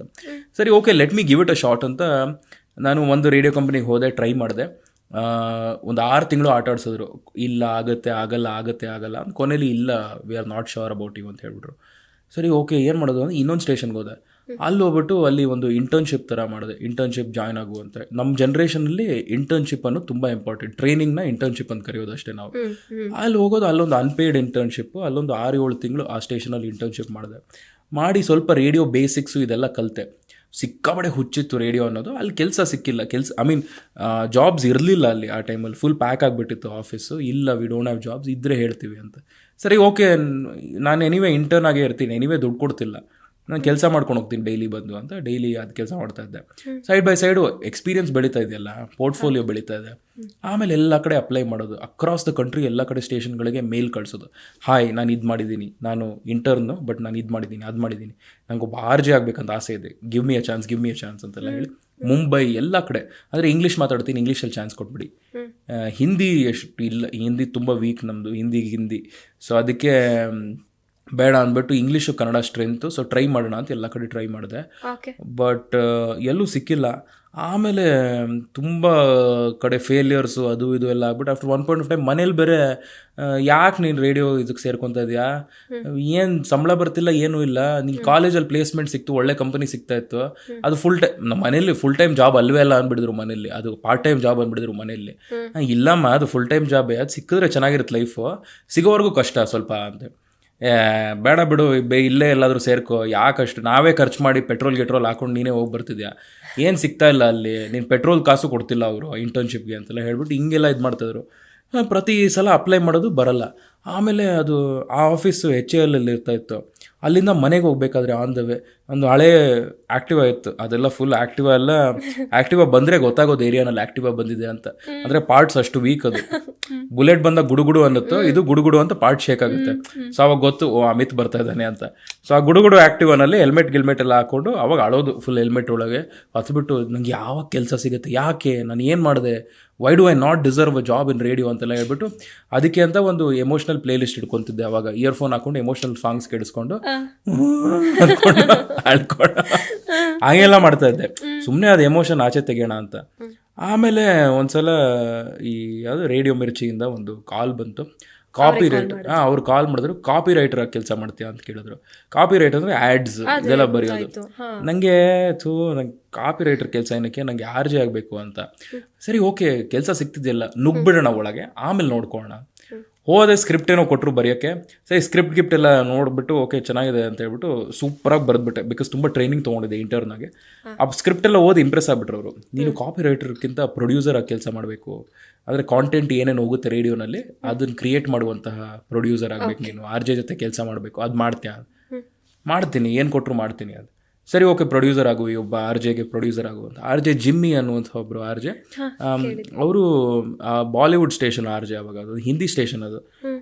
ಅದ್ರಲ್ಲಿ ತುಂಬ ಹೆಸರು ಮಾಡಿದವರು ಅವರೊಂದು 20-25 ವರ್ಷದಿಂದ ರೇಡಿಯೋನಲ್ಲೇ ಇರ್ತಾಯಿದ್ರು. ಆಲ್ ಇಂಡಿಯಾ ರೇಡಿಯೋಯಿಂದ ಶುರು ಮಾಡಿದ್ದು, ತುಂಬ ವಾಸ್ಟ್ ನಾಲೆಡ್ಜ್ ಇದೆ ರೇಡಿಯೋ ಬಗ್ಗೆ. ಸರಿ ಓಕೆ ಕಲ್ತ್ಕೊಳ್ಳೋಣ, ಅವರಿಂದ ಪ್ರೊಡ್ಯೂಸರ್ ಆಗೋಣ ಅಂತ ಹೇಳ್ಬಿಟ್ಟು ಅವ್ರ ಜೊತೆ ಕೆಲಸ ಮಾಡೋಕ್ಕೆ ಶುರು ಮಾಡಿದ್ದು. ಒಂದು 2.5 years ಕೆಲಸ ಮಾಡಿದೆ. ಅದಾದಮೇಲೆ ಓಕೆ ಬೇರೆ ಕಡೆ ಟೆಲಿವಿಷನ್ ಎಲ್ಲಾದರೂ ಮೂವ್ ಆಗೋಣ, ಅಲ್ಲೋಗಿ ಪ್ರೊಡ್ಯೂಸಿಂಗ್ ಇದೆಲ್ಲ ಮಾಡೋಣ, ಕಲಿಯೋಣ ಟೆಲಿವಿಷನ್ ಅನ್ನೋ ಟೈಮಲ್ಲಿ ಬಾಲಿವುಡ್ ಸ್ಟೇಷನ್ ಪಕ್ಕದಲ್ಲೇ ಕನ್ನಡ ಸ್ಟೇಷನ್ ಇದೆ, ಅದೇ ಜಾಗದಲ್ಲಿ. ಸೊ ಕನ್ನಡ ಸ್ಟೇಷನಿಂದ ಆಪರ್ಚುನಿಟಿ ಬಂತು, ಸೇಯಿಂಗ್ ದಟ್ RJ ಆಗಿ ಕೆಲಸ ಮಾಡ್ತೀಯಾ, ಓಪನಿಂಗ್ಸ್ ಇದೆ ಅಂತ ಅವ್ರು ಕೊಟ್ಟರು. ಅವಾಗ ನಾನು ಯೋಚನೆ ಮಾಡ್ತಾ ಇದ್ದೆ, ಬೇಕಾ ಅಥವಾ ಟಿವಿಗೆ ಮೂವ್ ಆಗಿಬಿಡ್ಲಾ ಅಂತ. ಆಮೇಲೆ ನನ್ನ ಫ್ರೆಂಡ್ಸ್ ಎಲ್ಲ ಫೋನ್ ಮಾಡಿ ಕ್ಯಾಕರ್ಸಿದ್ರು, ಮಗನೇ ಈ ಜಾಗಕ್ಕೋಸ್ಕರ ತುಂಬ ಒದ್ದಾಡ್ತಾ ಇದೆ, ಈಗ ನಿಂಗೆ ಬಂದಿದೆ ಅದು ಆಪರ್ಚುನಿಟಿ, ಬಾಯಿ ಮುಚ್ಕೊಂಡು ತಗೋ ಅಂತ. ಸರಿ ಅಂತ ಹೇಳ್ಬಿಟ್ಟು ಆ ಆಪರ್ಚುನಿಟಿ ತೊಗೊಂಡು ಅಲ್ಲಿಂದ ಶುರು ಮಾಡಿದ್ದು. ಬೆಂಗಳೂರು ಮೈಸೂರು 2 ಸ್ಟೇಷನ್ಗಳಿಗೆ ಕೆಲಸ ಮಾಡ್ತಾ ಇದ್ದೆ ರೇಡಿಯೋ ಜಾಕಿಯಾಗಿ. ಮಧ್ಯಾಹ್ನದ ಕಾರ್ಯಕ್ರಮ ಮಾಡ್ತಾ ಇದ್ದೆ. ಆಮೇಲೆ ಬಿಡೋಕ್ಕಿಂತ ಮುಂಚೆ ಒಂದು ಬಿಗ್ ಬಾಸ್ಗಿಂತ ಮುಂಚೆ ಸಂಜೆ ಕಾರ್ಯಕ್ರಮ ಮಾಡ್ತಾ ಇದ್ದೆ. So it is a long ಇದು. ಅಂದರೆ ಇವತ್ತಿಗೂ ನಾನು ಅದೇ ಆ ಕಂಪನಿಯವ್ರಿಗೆ ಹೇಳ್ತಾ ಇದ್ದೆ ಅವಾಗ, ಈಗ ಕೆಲಸ ಯಾಕಂದರೆ ತುಂಬ ಜನ ಮೀಡಿಯಾ ಇಂಡಸ್ಟ್ರಿ ಮೇಲೆ ಇರೋ ಆ ಪ್ರಾಪರ್ ಇಂಟ್ರೆಸ್ಟ್ ಅನ್ನೋದು ಹೋಗ್ಬಿಡಿದೆ. ಮುಂಚೆ ಇದ್ದಂತಹ ಒಂದು ಕಿಚ್ಚು, ಆ ಒಂದು ಪ್ಯಾಷನ್ ಇಲ್ಲ. ಗುರು ಏನೋ ಒಂದು ಸಂಬಳ ಏನೋ ಕೊಡುತ್ತೆ, ಇಷ್ಟು ಕೊಡುತ್ತೆ, ನೋಡೋಣ ಅಲ್ಲಿ ಆಪರ್ಚುನಿಟಿ ಬಂದರೆ ಇನ್ನೊಂದು ಕಡೆ ಜಂಪ್ ಹಾಕೊಂಡು ಹೋಗ್ತಾ ಇರೋಣ ಅಂತ ಹೇಳ್ಬಿಟ್ಟು ಆ ಥರ ಬರ್ತಾರೆ. ಪ್ಯಾಷನ್ ಅನ್ನೋದು ತುಂಬ ಕಮ್ಮಿ. ಸೊ ತುಂಬ ಈಸಿಯಾಗಿ ಕೆಲಸ ಸಿಕ್ಬಿಡುತ್ತೆ. ನಮ್ಮ ಹಳೆ ಆಫೀಸಲ್ಲಿ ನೋಡ್ತಾ ಇರ್ಬೇಕಾದ್ರೆ ಪಟ್ ಅಂತ ಒಂದು ಇಂಟರ್ವ್ಯೂ ಆಗಿದ್ದೆ ಕೆಲಸ ಸಿಕ್ಬಿಡ್ತಾ ಇತ್ತು.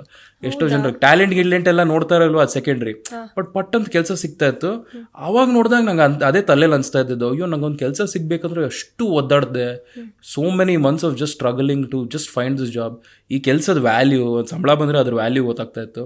ಈಗೆಲ್ಲ ತುಂಬ ಈಸಿ ಆಗಿಬಿಡ್ದೆ ಎಲ್ಲ. I am saying media industry, entertainment space ಮಾತ್ರ ಇನ್ ಜನರಲ್ ಅಂತ ಬಂದಾಗ ಆಗಿದ್ದಂತಹ ಕ್ವಾಲಿಟಿ ರಿಸೋರ್ಸ್ಗಳು ಈಗಿಲ್ಲ. ಎಲ್ಲ ಅವ್ರವ್ರದೇ ಕೆಲಸ ನೋಡ್ಕೊಂಡು ಹೋಗ್ಬಿಟ್ಟಿದ್ದಾರೆ, ಬೇರೆ ಬೇರೆ ಕಡೆ ಹೋಗ್ಬಿಟ್ಟಿದ್ದಾರೆ.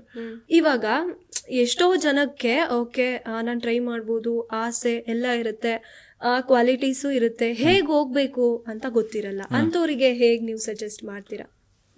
ಮ್ಯಾಮ್, ಈ ಕಾಲ ನೋಡಿ, ಎಲ್ಲೋ ಬಾರಲ್ಲಿ ಕೂತ್ಕೊಂಡು ಯಾವುದೋ ಹಳ್ಳಿನಲ್ಲಿ ಕೂತ್ಕೊಂಡು ಎಣ್ಣೆ ಹೊಡಿತಾ ಇರೋನು ತೆಗೆದು ಒಂದು ವಿಡಿಯೋ ಶೂಟ್ ಮಾಡಿದ್ರೆ ಆ ವಿಡಿಯೋ ವೈರಲ್ ಆಗಿಬಿಡುತ್ತೆ. ಆ ಥರದ್ದು ಒಂದು ಕಾಲ ಇದು. ಎಫರ್ಟ್ ಹಾಕೋಕ್ಕಿಂತ ಮುಂಚೆನೇ ನಿಮ್ಮ ವಿಡಿಯೋ ವೈರಲ್ ಆಗಿಬಿಟ್ಟಿರುತ್ತೆ. ನೀವು ಸಂಗೀತ ಎಲ್ಲ ಕಲ್ತ್ಕೊಂಡು ಚೆನ್ನಾಗಿ ಹಾಡಬೇಕಂತ ಏನಿಲ್ಲ, ನಿಂತಿದ್ದ ಜಾಗದಲ್ಲೇ ಹೂವಿನ ಬಾಣದಂತೆ ಅಂತ ಹಾಡಿದ್ರೆ ವೈರಲ್ ಆಗ್ಬಿಡ್ತೀರಾ ನೀವು. ಬಟ್ ಎಷ್ಟೋ ಅಂದರೆ ನನಗೆ ಪರ್ಸ್ನಲಿ ಎಷ್ಟೋ ಜನ ಟ್ಯಾಲೆಂಟೆಡ್ ಇರೋರಿಗೆ ಮೋಸ ಆಗ್ತಿರುತ್ತೆ ಅಲ್ವಾ, ಆ ಥರ. ಈಗ ಟ್ಯಾಲೆಂಟ್ ಓಕೆ, ನೀವು ಹೇಳಿದ ಹಾಗೆ ಈ ಹೂವಿನ ಬಾಣದಂತೆ ಅಂತ ಹಾಡಿದ್ಲ ಹುಡುಗಿ, ಅವಳನ್ನ ಬೆಳೆಸಿದ್ ಯಾರು ಮ್ಯಾಮ್? ನಾವುಗಳೇ ತಾನೆ, ನಾವೇ ತಾನೆ. ನಾವೆಲ್ಲ ಸುಮ್ಮನೆ ನಾವು ಹಿಂಗೆ ಹೇಳ್ತೀವಿ, ಬಟ್ ಇನ್ಸ್ಟಾಗ್ರಾಮಲ್ಲಿ ಅದು ಬಂದಾಗ ಯಾರಿಗೂ ಇದು ವಿಚಿತ್ರವಾಗಿದೆ ಅಂತ ಹೇಳ್ಬಿಟ್ಟು ಶೇರ್ ಮಾಡೋದು, ಒಂದು 4-5 ಗ್ರೂಪಿಗೆ ಫ್ರೆಂಡ್ಸ್ಗೆಲ್ಲ ಶೇರ್ ಮಾಡೋದು. ಅಲ್ಲೇ ಬೆಳೀತಾ ಇದ್ದಾರೆ ಅವರು. ನಾಳೆ ಬಿಗ್ ಬಾಸ್ಗೆ ಬಂದ್ರೆ ನೀವು ಕಂಪ್ಲೇಂಟ್ ಮಾಡಬೇಡಿ, ಬಿಕಾಸ್ ನಾವೇ ಬೆಳೆಸಿದವ್ರು.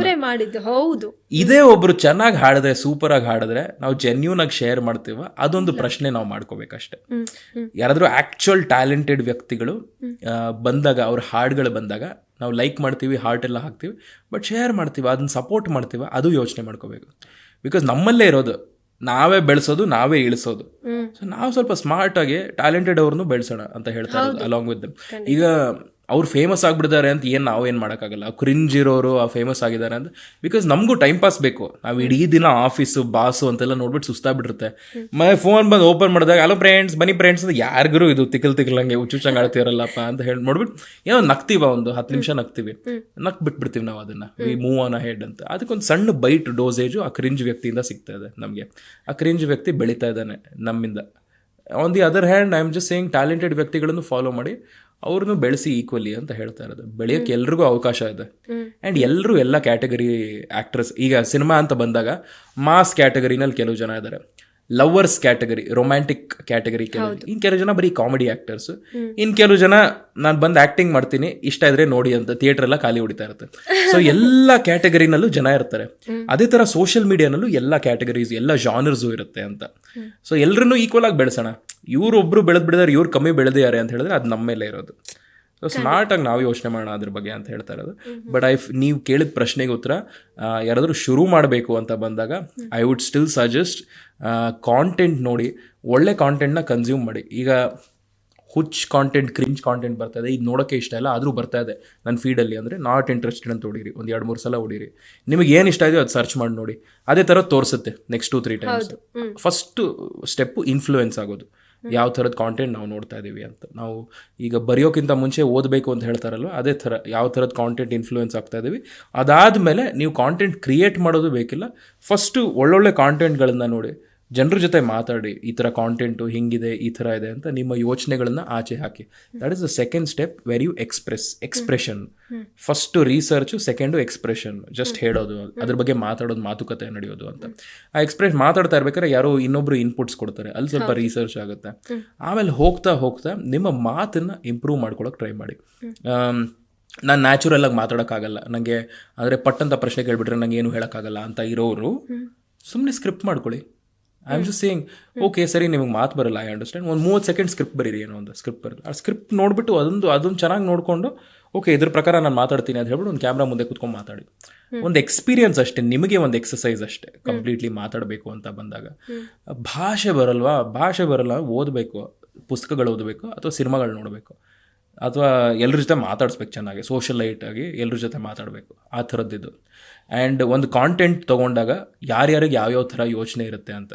ಈಗ ಎಕ್ಸಾಂಪಲ್ ಈ ಮೈಕು, ಈ ಮೈಕ್ನ ನೀವು ನೋಡೋ ರೀತಿ ಬೇರೆ, ನಾನು ನೋಡೋ ರೀತಿ ಬೇರೆ. ನೀವು ನೋಡಿದಾಗ ಓಕೆ ಇದು ಪಾಡ್ಕಾಸ್ಟ್ ಮೈಕು ಅಂತ, ಮೇ ಬಿ ಪಾಡ್ಕಾಸ್ಟ್ ಮೈಕು, ಇದರಲ್ಲಿ ನಾನು ತುಂಬ ಜನರ ಜೊತೆ ಮಾತಾಡಿದ್ದೀನಿ ಅಂತ ಆ ಥರದ ಯೋಚನೆ. ನನಗೆ ಮೈಕ್ ನೋಡಿದಾಗ ಅಯ್ಯೋ ನಾನು ಮೈಕ್ ಮಿಸ್ ಮಾಡ್ಕೊತೀನಿ, ನನ್ನ ರೇಡಿಯೋ ಮೈಕ್ ಇದು ಎಷ್ಟು ಚೆನ್ನಾಗಿದೆ, ಯಾವ ಕಂಪನಿ ಇದು, ಓ ಚೆನ್ನಾಗಿದೆ, ಅಕೂಸ್ಟಿಕ್ಸ್ ಎಲ್ಲ ಚೆನ್ನಾಗಿದೆ, oh technically it is a good mic ಅಂತ ಹೇಳಿ ಆ ಲೆವೆಲ್ ಯೋಚನೆ ಮಾಡ್ತೀವಿ. ಸೊ ಪ್ರತಿಯೊಂದು ವಸ್ತುನ ನೋಡಿದಾಗ ಎಲ್ಲರೂ ನೋಡೋ ರೀತಿ, ಪರ್ಸ್ಪೆಕ್ಟಿವ್ ಬೇರೆ ಬೇರೆ ಥರ ಇರುತ್ತೆ. ಅದಕ್ಕೆ ಹೇಳ್ತಾರೆ ಕಾಂಟೆಂಟ್ ಇಸ್ ಎವ್ರಿವೇರ್. ನಾವು ಕಣ್ ತೆಗೆದು ನೋಡ್ಬೇಕಷ್ಟೇ ಅಂತ. ನಾನು ಕೂತಿದ್ದ ಜಾಗದಲ್ಲಿ ಮೈಕ್ ಬಗ್ಗೆ 1 hour ಮಾತಾಡ್ಬೋದು, ಈ ಪಾಟ್ ಬಗ್ಗೆ 1 hour ಮಾತಾಡ್ಬೋದು, ಬಾಟಲ್ ಬಗ್ಗೆ 1 hour ಮಾತಾಡ್ಬೋದು. ಸೊ ಕಾಂಟೆಂಟ್ ಎಲ್ಲ ಕಡೆ ಇದೆ. ಸೊ ನೀವು ನೋಡ್ಕೊಂಡು ಆಯ್ಕೆ ಮಾಡ್ಕೊಳ್ಳಿ ಯಾವುದ್ರ ಬಗ್ಗೆ ಮಾತಾಡಬೇಕು ಆ್ಯಂಡ್ ಯಾವ ಥರ ಮಾತಾಡಬೇಕು ಅನ್ನುವಂಥದ್ದು ಅಂತ ನೋಡಿ. ಈಗ ಎಷ್ಟೋ ಜನ ಈ ಕಾಲದಲ್ಲಿ ಇನ್ಫ್ಲೂಯೆನ್ಸರ್ಸ್, ಕಾಂಟೆಂಟ್ ಕ್ರಿಯೇಟರ್ಸ್ ಇದ್ದಾರೆ. ನಿಮಗೆ ಒಂದು ಐಡಿಯಾ ಬರುತ್ತೆ ಹೆಂಗೆ ಏನು ಅಂತ. ಬಟ್ ಈ ಜನ್ರೇಷನಲ್ಲಿ ಆ ಪುಷ್ಯೇ ಬೇಕಿಲ್ಲ. ಆದರೆ ಪಟ್ ಅಂತ ಅವರೇ ಬೆಳೆದ್ಬಿಡ್ತಾರೆ. ಮುಂಚೆ ಅಂದರೆ ಸ್ವಲ್ಪ ಭಯ ಇರ್ತಾ ಇತ್ತು, ಏನು ಮಾತಾಡೋದು, ಏನು ಕಾಂಟೆಂಟ್ ಹಾಕೋದು ಅಂತ. ಈಗ ಹಾಗೆಲ್ಲ ಇಲ್ಲ. ಈಗ ಯಾರ್ಯಾರು ಇಂಟ್ರೋವರ್ಟ್ಸ್ ಇರ್ತಾರೋ ಅವರು ಮೀಮ್ಸ್ ಎಲ್ಲ ಕ್ರಿಯೇಟ್ ಮಾಡೋಕ್ಕೆ ಶುರು ಮಾಡಿಬಿಡ್ತಾರೆ. ಕೂತಿದ್ದು ನಾನು ಫೇಸ್ ಹಾಕಲ್ಲ, ನನ್ನ ಮುಖ ಕಾಣಿಸಲ್ಲ ನಿಮಗೆ, ಬಟ್ ಮೀಮ್ಸ್ ಇದೆಲ್ಲ ಹಾಕ್ತೀನಿ, ವಾಯ್ಸ್ ಓವರ್ ನನ್ನ ವಾಯ್ಸ್ ಕೇಳಿಸುತ್ತೆ ಅಂತ ಅದೆಲ್ಲ ಮಾಡ್ತಾರೆ. So crazy. I think they already started, ಶುರು ಆಗ್ಬಿಡಿದೆ ಎಲ್ರಿಗೂ ಆ ಫೇಮ್ ಗೇಮ್ ಅನ್ನುವಂಥ ಒಂದು ಮ್ಯಾರಥಾನಲ್ಲಿ ಎಲ್ಲರೂ ಓಡೋಕ್ಕೆ ರೆಡಿ. ಬಟ್ ಓಕೆ, ಎಲ್ರೂ ಕಂಟೆಂಟ್ಸ್ ಕ್ರಿಯೇಟ್ ಮಾಡ್ತಾರೆ, ಎಲ್ರೂ ಕೂಡ ರೀಲ್ಸ್ ಮಾಡ್ತಾರೆ, ಓಕೆ ಅವರಲ್ಲಿರೋ ಟ್ಯಾಲೆಂಟ್ನೇನೋ ಎಕ್ಸ್ಪ್ಲೋರ್ ಮಾಡ್ತಾರೆ. ಸಕ್ಸಸ್ಫುಲ್ ಅಂತ ಒಂದು ವರ್ಡು ಒಬ್ರಿಗೆ ಮಾತ್ರ ನಾವು ಕೊಡೋಕ್ಕಾಗೋದು ಅಲ್ವಾ ಮ್ಯಾಮ್? ಈ ಸಕ್ಸಸ್ ಅಂತ ಬಂದಾಗ ಅದೊಂದು ಚೆಕ್ ಪಾಯಿಂಟ್ ಮೇಡಮ್. ಈಗ ನಾವು ನನ್ನ ತಲೆಯಲ್ಲಿ ಗೂಗಲ್ ಮ್ಯಾಪ್ಸ್ ನಾನು ನೋಡಿರಲ್ಲ ಆಯಿತಾ. ಗೂಗಲ್ ಮ್ಯಾಪ್ ಗೊತ್ತೇ ಇಲ್ಲ ನನಗೆ ಬೆಂಗಳೂರು ಬಗ್ಗೆ. ನನ್ನ ತಲೆಯಲ್ಲಿ ನಂದಿ ಹಿಲ್ಸೇ ಎಂಡು. ನಂದಿ ಹಿಲ್ಸ್ ಆದಮೇಲೆ ಏನೂ ಇಲ್ಲ, ಭೂಮಿ ಆ ಕಡೆ ತಿರುಗುತ್ತೆ ಅಂದ್ಕೊಂಡಿದ್ದೀನಿ ನಾನು ನನ್ನ ತಲೆಯಲ್ಲಿ. ನಾನು ಬನಶಂಕರಿಲಿರೋದು, ನಂದಿ ಹಿಲ್ಸ್ ಎಂಡ್ ಅಂದ್ಕೊಂಡು ನಾನಿದ್ದೀನಿ. ಒಂದಿನ ಹೋಗಲೇಬೇಕು ನಂದಿ ಹಿಲ್ಸ್ವರೆಗೂ, ಕಷ್ಟಪಟ್ಟು ಏನಾದ್ರು ಮಾಡಲೇಬೇಕು. ದುಡ್ಡಿಲ್ಲ, ಬಟ್ ಹೆಂಗೋ ಅಲ್ಲಿ ಇಲ್ಲಿ ಡ್ರಾಪ್ ಕೇಳಿ ಹೆಂಗಾದ್ರೂ ನಂದಿ ಹಿಲ್ಸ್ವರೆಗೂ ಹೋಗಬೇಕು ಅಂತ ಒಂದು ಆಸೆ ಇರುತ್ತೆ. ಹೋಗ್ಬಿಡ್ತೀನಿ ಒಂದಿನ ಕೆಲವು ವರ್ಷ ತೊಗೊಳುತ್ತೆ, ಕಷ್ಟಪಟ್ಟು ಹೆಂಗೋ ಹೋಗ್ಬಿಡ್ತೀನಿ ನಂದಿ ಹಿಲ್ಸ್ವರೆಗೂ. ಅಲ್ಲಿ ಹೋಗಾದ್ಮೇಲೆ ಗೊತ್ತಾಗುತ್ತೆ ಇನ್ನೂ ಮುಂದೆ ಇದೆ, ಇನ್ನೂ ದಾರಿ ತುಂಬ ಇದೆ ಅಂತ. ಸೊ ಐ ಫೀಲ್ ಈ ಸಕ್ಸಸ್ ಅನ್ನೋದು ಒಂದು ಚೆಕ್ ಪಾಯಿಂಟು. ನೀವು ನಿಮ್ಮ ತಲೆಯಲ್ಲಿ ಈಗ ಸದ್ಯಕ್ಕೆ ನಾನೊಂದು ದೊಡ್ಡ ಆ್ಯಂಕರ್ ಆಗಬೇಕು, ಟೆಲಿವಿಷನಲ್ಲಿ ಕೆಲಸ ಮಾಡಬೇಕು, ಇಲ್ಲಿ ಕಾಣಿಸ್ಕೋಬೇಕು, ಅಲ್ಲಿ ಕಾಣಿಸ್ಕೋಬೇಕು. ಸರಿ ಹೋದ್ರಿ, ಕಾಣಿಸ್ಕೊಂಡ್ರಿ, ಆಯಿತು, ನೆಕ್ಸ್ಟ್ ಏನು? ಲೈಫ್ ಅದೇ ಕೇಳುತ್ತೆ, ನೆಕ್ಸ್ಟ್ ಏನು ಅಂತ ಕೇಳುತ್ತೆ. ಅವಾಗ ಗೊತ್ತಾಗುತ್ತೆ ಓಕೆ ಸಕ್ಸಸ್ ಅಲ್ಲ, ಇದೊಂದು ಚೆಕ್ ಪಾಯಿಂಟು, ನೆಕ್ಸ್ಟ್ ಏನು ಮಾಡಬೇಕು ಅಂತ. ಸೊ ಐ ಫೀಲ್ ಜೀವನ ಅನ್ನೋ ಕರಿಯರ್ ಅಂತ ಬಂದಾಗ ಅದು ಚೆಕ್ ಪಾಯಿಂಟ್ ಹೋಗ್ತಾನೇ ಇರುತ್ತೆ, ಸಕ್ಸಸ್ ಹೋಗ್ತಾನೇ ಇರುತ್ತೆ. ನೀವು ಎಷ್ಟು ಕನ್ಸು ಕಾಣ್ತಿರೋ ಆ ಕನ್ಸು ಡಬಲ್ ಆಗುತ್ತೆ, ಸಕ್ಸಸ್ ಡಬಲ್ ಆಗುತ್ತೆ. So that keeps going.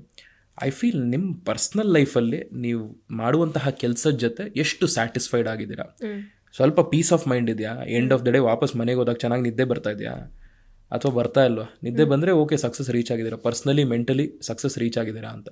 So ಇದ್ರ ಮೇಲೆ ಫೋಕಸ್ ಮಾಡೋಣ. ಇದು ಚೆನ್ನಾಗಿದ್ರೆ ಅಲ್ಲಿ ಚೆನ್ನಾಗಿರುತ್ತೆ ಆಚೆ. ಇದೇ ಇಲ್ಲ ಅಂದ್ರೆ ಬೇಸ್ಮೆಂಟೇ ವೀಕ್ ಅಂದ್ರೆ ಬಿಲ್ಡಿಂಗ್ ಎಲ್ಲಿ ಸ್ಟ್ರಾಂಗ್? ಫೌಂಡೇಶನ್ ಸ್ವಲ್ಪ ಸ್ಟ್ರಾಂಗ್ ಇರ್ಬೇಕು ನಮ್ದು. ಸೊ ಐ ಫೀಲ್ ಸಕ್ಸಸ್ ಅನ್ನೋದು ಪರ್ಸನಲ್ ಲೈಫ್ಗಳಲ್ಲಿ ನಾವು ಸ್ವಲ್ಪ ಕುತ್ಕೊಂಡು ಆಸ್ ಬೇಸಿಕ್ ಆಸ್ ಒಂದು ಬ್ರೇಕ್ ತಗೊಳ್ಳಿ, ರಜಾ ತಗೊಳ್ಳಿ, ಒಂದು ಟ್ರಿಪ್ ಹೋಗಿ ಬನ್ನಿ, ಸೋಲೋ ಟ್ರಿಪ್ ಮಾಡಿ, take a long break, go meet your friends, ಹಳೆ ಫ್ರೆಂಡ್ಸ್ ಜೊತೆ ರಿಯೂನಿಯನ್ ಮಾಡಿ, ನಿಮಗೆ ಖುಷಿ ಕೊಡುವಂತಹ ವಿಚಾರಗಳು ಮಾಡ್ರಿ. ಮರ್ತೋಗ್ಬಿಡ್ತೀವಿ ನಾವು ಡೈಲಿ ಮಿಷಿನ್ಗಳ ಥರ ಕೆಲಸ ಮಾಡಿ ಮಾಡಿ ಮಾಡಿ ಮಾಡಿ ಅದು ಇದು ಇದು ಅದು ಅಂತೆಲ್ಲ ಹೇಳ್ಬಿಟ್ಟು ಲಾಸ್ಟಲ್ಲಿ ವೀಕೆಂಡಲ್ಲಿ ಮಾತ್ರ ಹೋಗ್ಬಿಟ್ಟು ಯಾವುದೋ ಒಂದು ಪಬ್ಬಲ್ಲಿ ಕೂತ್ಕೊಂಡು 2 ಬಿಯರ್ ಹಾಕೊಂಡು ಲೈಫ್ ಬಗ್ಗೆ ಮಾತಾಡ್ಬಿಟ್ರೆ ಮುಗ್ದೋಯ್ತು ಅಂದ್ಕೊಂಡ್ಬಿಟ್ಟಿದ್ದಾರೆ. ತಿರ್ಗಾ ಮಂಡೇ ಶುರು ಆಗುತ್ತೆ. ನಾವೆಲ್ಲ ಒಂದು ಕಡೆ ನಮಗೆ ಬ್ರೇಕ್ ಅನ್ನೋದು ನಾವು. ಸೊ ಸಕ್ಸಸ್ ಸ್ಟಾರ್ಟ್ ಮಾಡ್ಬೇಕು. ನೀವೆಲ್ಲರೂ ಸಕ್ಸಸ್ಫುಲ್ ಆಗಬೇಕಾದ್ರೆ ನಿಮ್ಮ ಲೈಫಲ್ಲಿ ಸ್ಟಾರ್ಟ್ ವಿತ್ ಯುವರ್ ಸೆಲ್ಫ್. ನಿಮ್ಮನ್ನು ಚೆನ್ನಾಗಿ ಟ್ರೀಟ್ ಮಾಡಿ. ಈಗ ನಿಮ್ಗೊಬ್ಬರು ಒಬ್ಬಳು ಪಾರ್ಟ್ನರ್ ಅಥವಾ ಒಬ್ಬ ಪಾರ್ಟ್ನರ್ ಸಿಕ್ಕಿದ್ದಾನೆ, ನಿನ್ನನ್ನು ರಾಣಿ ಥರ ನೋಡ್ಕೊತೀನಿ, ನಿನ್ನನ್ನು ರಾಜ ಥರ ನೋಡ್ಕೊತೀನಿ ಅಂತೆಲ್ಲ ಹೇಳ್ತೀರಾ. ನೀವು ನಿಮ್ಮನ್ನು ಫಸ್ಟ್ ನೋಡ್ಕೊಳ್ಳಿ. If you are capable of taking care of yourself like a king or queen, ಅವ್ರನ್ನೂ ಸೂಪರಾಗಿ ನೋಡ್ಕೊತೀರ ನೀವು, ಅದು ಸೆಕೆಂಡ್ರಿ. ಇಲ್ಲಿ ಚೆನ್ನಾಗಿ ನೋಡ್ಕೊಂಡ್ರೆ ಬೇರೆಯವ್ರಿಗೆ ಕೊಡೋಕ್ಕಾಗುತ್ತೆ ಅಂತ ಅಷ್ಟೇ. ಇಲ್ಲಿ ಪೆಟ್ರೋಲ್ ಹೋದ್ರೆ ತಾನೇ ಗಾಡಿ ಓಡೋದು, simple. So I feel career success ನೀವು ಹೇಳಿದ ಹಾಗೆ it keeps going, it's a for ever thing. ನೀವು CEO ಆದರೂ, ಈ ಕಂಪನಿ CEO ಆದರೂ ನೆಕ್ಸ್ಟ್ ಏನು ಮಾಡಬೇಕು ಅಂತ ಯೋಚನೆ ಮಾಡ್ತೀರಾ, ಪ್ರಧಾನಮಂತ್ರಿ ಆದರೂ ನೆಕ್ಸ್ಟ್ ಏನು ಮಾಡಬೇಕು ಅಂತ ಯೋಚನೆ ಮಾಡ್ತೀರಾ.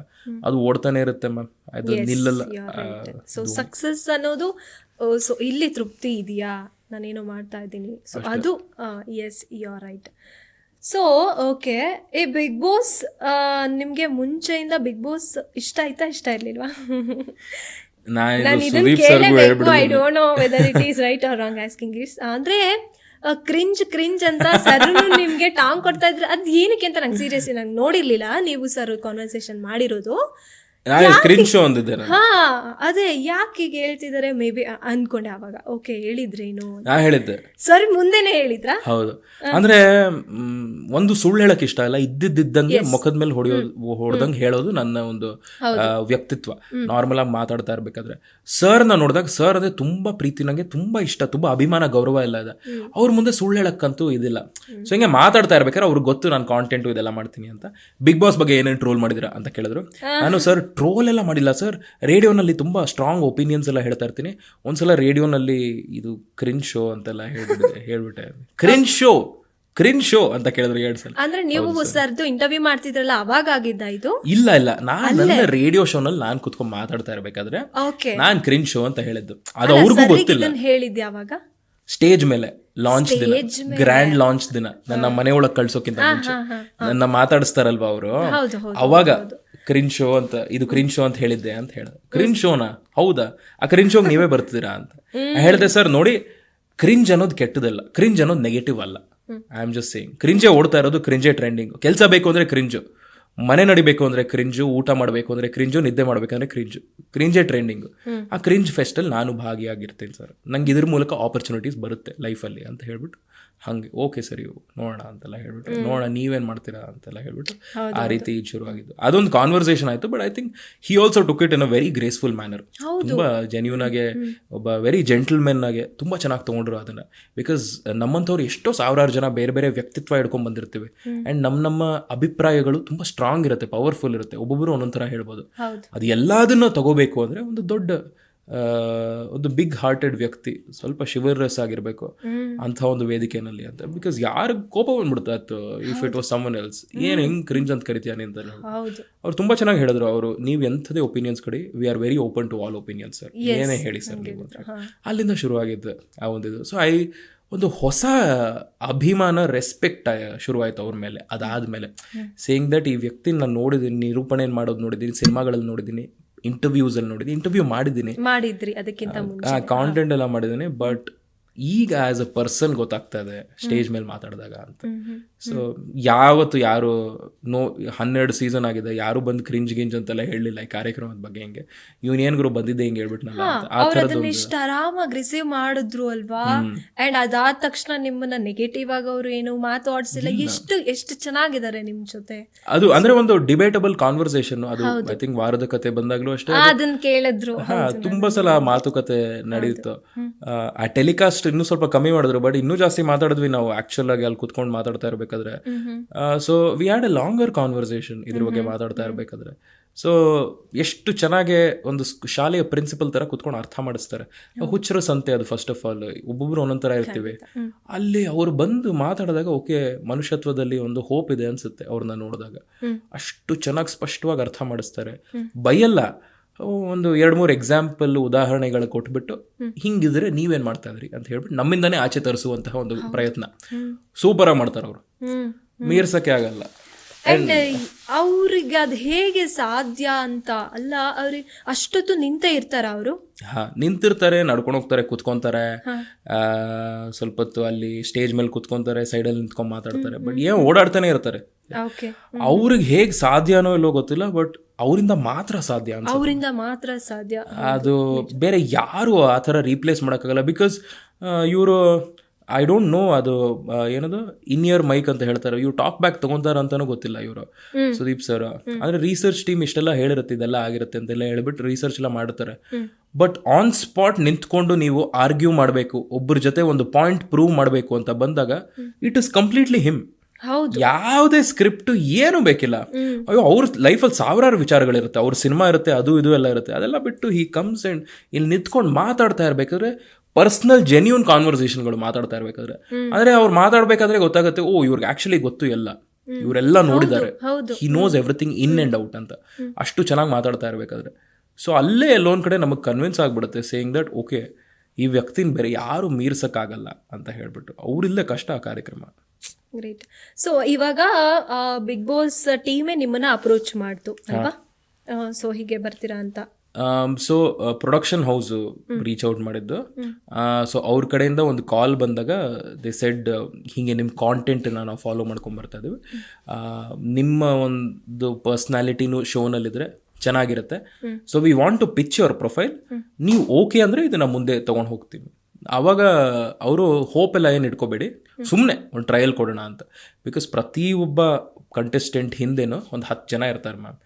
ಬ್ಯಾಕಪ್ಪು ಅಂತ ಅಷ್ಟು ಜನರ ನಡುವೆ ಕನ್ಫರ್ಮ್ ಮಾಡಿ ಒಬ್ಬರನ್ನ ಸೆಲೆಕ್ಟ್ ಮಾಡ್ತಾರೆ. ಸೊ ಪ್ರತಿಯೊಬ್ಬರು ಹಿಂದೆ ಅವ್ರು ಸೆಲೆಕ್ಟ್ ಆಗೋಕ್ಕಿಂತ ಮುಂಚೆ ಒಂದು 100 ಪ್ರೊಫೈಲ್ಗಳೆಲ್ಲ ನೋಡುತ್ತಾರೆ. ಇವ್ರನ್ನ ತಗೊಳ್ಳೋದ, ಅವ್ರನ್ನ ತಗೊಳ್ಳೋದ, ಇವ್ರ ಜೊತೆ ಮಾತಾಡೋದ, ಅವ್ರ ಜೊತೆ ಮಾತಾಡೋದ, ಇವ್ರ ಜೊತೆ ಒಂದು ರೌಂಡ್ ಮಾತುಕತೆ ಆಗಿರುತ್ತೆ, ಇನ್ನೊಬ್ರ ಜೊತೆ ಆಗಿರುತ್ತೆ. ಆ್ಯಂಡ್ ಫೈನಲಿ ಎಲ್ಲ ಆಪ್ಷನ್ಗಳಲ್ಲಿ ಒಬ್ಬರನ್ನ ಸೆಲೆಕ್ಟ್ ಮಾಡಬೇಕು. ಸೊ ಆ ಥರದ್ದೊಂದು ಜಂಜಾಟ. ಸೊ ಇದು ಫಸ್ಟ್ ಟೈಮ್ ನಾನು ಕೇಳಿಸ್ಕೊಂಡಾಗ ಓಕೆ ಸರಿ ನೀವು ಗೋ ಫಾರ್ ಇಟ್, ನೋಡೋಣ, ಸಿಕ್ಕಿದ್ರೆ ಸಿಗುತ್ತೆ, ಇಲ್ಲಾಂದ್ರೆ ಇಲ್ಲ ಅಂತ. ನಂಗೆ ಅಷ್ಟೇನು ಸೀರಿಯಸ್ ಆಗಿ ತೊಗೊಂಡಿರಲಿಲ್ಲ. ಬಿಕಾಸ್ ನನ್ನ ಕೆಲಸ ನಡೀತಾ ಇತ್ತು, ನನ್ನ ಸೈಡ್ ಬೈ ಸೈಡ್ ನನ್ನ ಪಾಡಿಗಿದ್ದೆ. ಓಕೆ ಬಂದರೆ ಬರಲಿ, ಇಲ್ಲಾಂದರೆ ಹೋಗಲಿ ಅಂತ ಹೇಳ್ಬಿಟ್ಟು ನಾನು ಪಾಡಿಗೆ ಮಾಡ್ತಾ ಇದ್ದೆ. ಆಮೇಲೆ ಒಂದು ರೌಂಡ್ ಕಾನ್ವರ್ಸೇಷನ್ ಆಯಿತು ಅಲ್ಲಿ ಜೊತೆ, ಪ್ರೊಡಕ್ಷನ್ ಹೌಸ್ ಅವ್ರ ಜೊತೆ. ಅದು ತುಂಬ ಚೆನ್ನಾಗಿ ಹೋಯಿತು. ಅಂದರೆ I was just very honest. ಪ್ರತಿ ಸಲ ಮಾತಾಡಿದಾಗಲೂ ಏನು ಕೇಳ್ತಾರೋ ಅದಕ್ಕೆ ಪಟ್ಟಂದ ಮಕ್ಕಕ್ಕೆ ಹೊಡೆದಂಗೆ ಉತ್ತರ ಕೊಡ್ತಾ ಇದ್ದೆ. ಸರಿ ಓಕೆ ಹುಡುಗ ಇಂಟ್ರೆಸ್ಟಿಂಗ್ ಇದ್ದಾನೆ ಅಂತ ಹೇಳ್ಬಿಟ್ಟು ನೆಕ್ಸ್ಟ್ ಟೆಲಿವಿಷನ್, ನೆಕ್ಸ್ಟ್ ಕಲರ್ಸ್ ಟೀಮ್ಗೆ ಪುಷ್ ಮಾಡಿದ್ರು. ಅಲ್ಲಿ 1-2-3 ಜನ ಮಾತಾಡಿಸ್ಬಿಟ್ಟು, ಚಾನೆಲ್ ಹೆಡ್ ಅವರೆಲ್ಲ ಮಾತಾಡಿಸ್ಬಿಟ್ಟು ಓಕೆ ಸರಿ ವಿಲ್ ಲೆಟ್ ಯು ನೋ ಅಂತೆಲ್ಲ ಹೇಳ್ಬಿಟ್ಟು ನಾನು ಸರಿ ಓಕೆ ಸರ್, ನಾವು ಅಕಸ್ಮಾತ್ ಸೆಲೆಕ್ಟ್ ಮಾಡಿಲ್ಲ ಅಂದರೆ ಬೇಜಾರಾಗುತ್ತಾ ನಿಮಗೆ ಅಂತ ಕೇಳಿದ್ರು ಚಾನೆಲ್ ಹೆಡ್. ಇಲ್ಲ ಬೇಜಾರಾಗುತ್ತೆ, ಬಟ್ ಪರವಾಗಿಲ್ಲ sir, it's okay, it's part of life. ಇಷ್ಟು ದೂರ ಬಂದಿರಲ್ಲ ಸಾಕು, ನೀವು ರೆಕಗ್ನೈಸ್ ಮಾಡಿ ಕರೆದ್ರಲ್ಲ ಅಷ್ಟು ಸಾಕು ನನಗೆ ದಯವಿಟ್ಟು ಹಂಗೆ ಮುಗಿಸ್ಕೊಂಡು ನಾನು ಹೋಗ್ಬಿಟ್ಟಿದ್ದೆ. ಆಮೇಲೆ they called me saying that ಇಲ್ಲ ನೀನು ರೆಡಿ ಮಾಡ್ಕೋ ಶೋಗೆ, ಇದೆಲ್ಲ ಹಿಂಗೆ ಬರ್ತಾ ಇದೆ. ಎಷ್ಟು ದಿನದ process? 2 months, 1.5-2 months, 1.5-2 months. 1.5-2 months. ಅಂದರೆ ಸೆಲೆಕ್ಷನ್ ಅವ್ರು ಏನು ಮಾಡ್ತಾರೆ ಹೆಂಗೆ ಮಾಡ್ತಾರೆ ಗೊತ್ತಿಲ್ಲ ನನಗೆ. ನನ್ನ ಲೈಫಲ್ಲಿ ನಾನು ನನ್ನ ಕೆಲಸ ಮಾಡ್ತಾ ಇದ್ದೆ. ಈ 2 monthsಲ್ಲಿ ಅಲ್ಲಿ ಇಲ್ಲಿ ಕಾಲ್ಸ್ ಬರ್ತಾ ಇತ್ತು, ಸೇಯಿಂಗ್ ಈಗ ಇವತ್ತು ಸಿಗೋಣ, ಅವತ್ತು ಸಿಗೋಣ, ಅಲ್ಲಿ ಸಿಗೋಣ, ಇಲ್ಲಿ ಸಿಗೋಣ ಅಂತ ಹೇಳ್ಬಿಟ್ಟು ಆ ಥರದ್ದು ಇದು ಮೀಟಪ್ಸ್ ಅಷ್ಟೇ. ಅದಾದ್ಮೇಲೆ ಯಾವ ಕನ್ಫರ್ಮೇಷನ್ ಸಿಗುತ್ತೋ ಬೇರೆ ಬೇರೆ ಇದೆಲ್ಲ ಇರುತ್ತೆ. ಅಂದರೆ ನಿಮ್ಮ ಏನದು VT ಶೂಟ್ ಮಾಡಕ್ಕೆ ಬರ್ತಾರೆ, ಇಂಟ್ರೊಡಕ್ಷನ್ ವಿಡಿಯೋ ಶೂಟ್ ಮಾಡಕ್ಕೆ ಬರ್ತಾರೆ, ಆಮೇಲೆ ಬೇರೆ ಬೇರೆ ಇದು ಮೆಡಿಕಲ್ ಚೆಕಪ್ ಇರುತ್ತೆ, ಆಮೇಲೆ ಅಷ್ಟೇ ಒಂದು ಚಾನಲ್ ಹೆಡ್ ಜೊತೆ ಒಂದು ಫೈನಲ್ ಕಾನ್ವರ್ಸೇಷನ್ ಇರುತ್ತೆ. ಆ ಸೆಟ್ಟಲ್ಲೇ ಸಿಗ್ತೀವಿ ಅಂತ ಹೇಳ್ತಾರೆ. ಅದಾದಮೇಲೆ ಅದು ಬಿಟ್ಟರೆ ಶಾಪಿಂಗ್ ಗೀಪಿಂಗು ಅಂತೆಲ್ಲ ಹೇಳ್ಬಿಟ್ಟು ನಮ್ಮದೇ ಆದಂಥ ಕೆಲಸ ಕಾರ್ಯ ಅದೆಲ್ಲ ಶುರು ಆಗ್ಬಿಟ್ಟಿರುತ್ತೆ ಅಷ್ಟರಲ್ಲೇ. ಸೊ ಇದೆಲ್ಲ ಶುರುವಾದಾಗ ಯು ಗೆಟ್ ವೆರಿ ಬ್ಯುಸಿ. ಅಂದರೆ ಕನ್ಫರ್ಮೇಷನ್ ಯಾವಾಗ ಅಂದ್ರೆ ನೀವು ಅವ್ರು ಹೇಳಿದಾಗ ಓಕೆ ನೀನು ಸೆಲೆಕ್ಟ್ ಆಗಿದೆಯಾ ಅಂತ ನೀವು ರೆಡಿ ಇದ್ರಾ? ಓಕೆ ಹೋಗ್ತೀನಿ ಅಂತ ನಿಮಗೆ ಏನು ಕಳ್ಕೊಳಕ್ ಏನಿದೆ? ಏನು ಇಲ್ವಲ್ಲ. ಅವರೇ ಕರೀತಿದ್ದಾರೆ, ಒಂದು ಪ್ಲಾಟ್ಫಾರ್ಮ್ ಕೊಡ್ತಿದ್ದಾರೆ, ವಾರಕ್ಕೆ ಇಷ್ಟಂತ ಪೇಮೆಂಟ್ ಕೊಡ್ತಾ ಇದ್ದಾರೆ, ಸೈನಿಂಗ್ ಫೀಸ್ ಕೊಡ್ತಾ ಇದ್ದಾರೆ, ಚೆನ್ನಾಗಿ ನೋಡ್ಕೊತಾ ಇದ್ದಾರೆ, ಆರ್ಟಿಸ್ಟ್ ಸೆಲೆಬ್ರಿಟಿ ತರ ಟ್ರೀಟ್ ಮಾಡ್ತಾರೆ ನಮ್ಮನ್ನ. ಅಲ್ಲಿ ಹೋಗಿ ಆ ಜಂಜಾಟ ಬೇರೆ, ಅಲ್ಲಿ ಹೋಗ್ಬಿಟ್ಟು ಬೇರೆ ಬೇರೆ ಅವ್ರ ಜೊತೆ ಡೀಲ್ ಮಾಡೋದು ಬೇರೆ ಆ ಮನೆ ಒಳಗೆ. ಬಟ್ ಆಚೆ ಚೆನ್ನಾಗಿ ಟ್ರೀಟ್ ಮಾಡಿಬಿಟ್ಟು ಚೆನ್ನಾಗಿ ಕಳಿಸ್ತಾ ಇದಾರಲ್ಲಪ್ಪ ಅಷ್ಟು ದೂರ, ಏನಿದೆ ಕಳ್ಕೊಳ್ಳೋದ್ರಲ್ಲಿ? ವರ್ಕೌಟ್ ಆದರೆ ಆಯಿತು, ಇಲ್ಲಾಂದ್ರೆ ಆಚೆ ಬಂದು ನನ್ನ ಲೈಫ್ ಇದ್ದಿದ್ದೆ.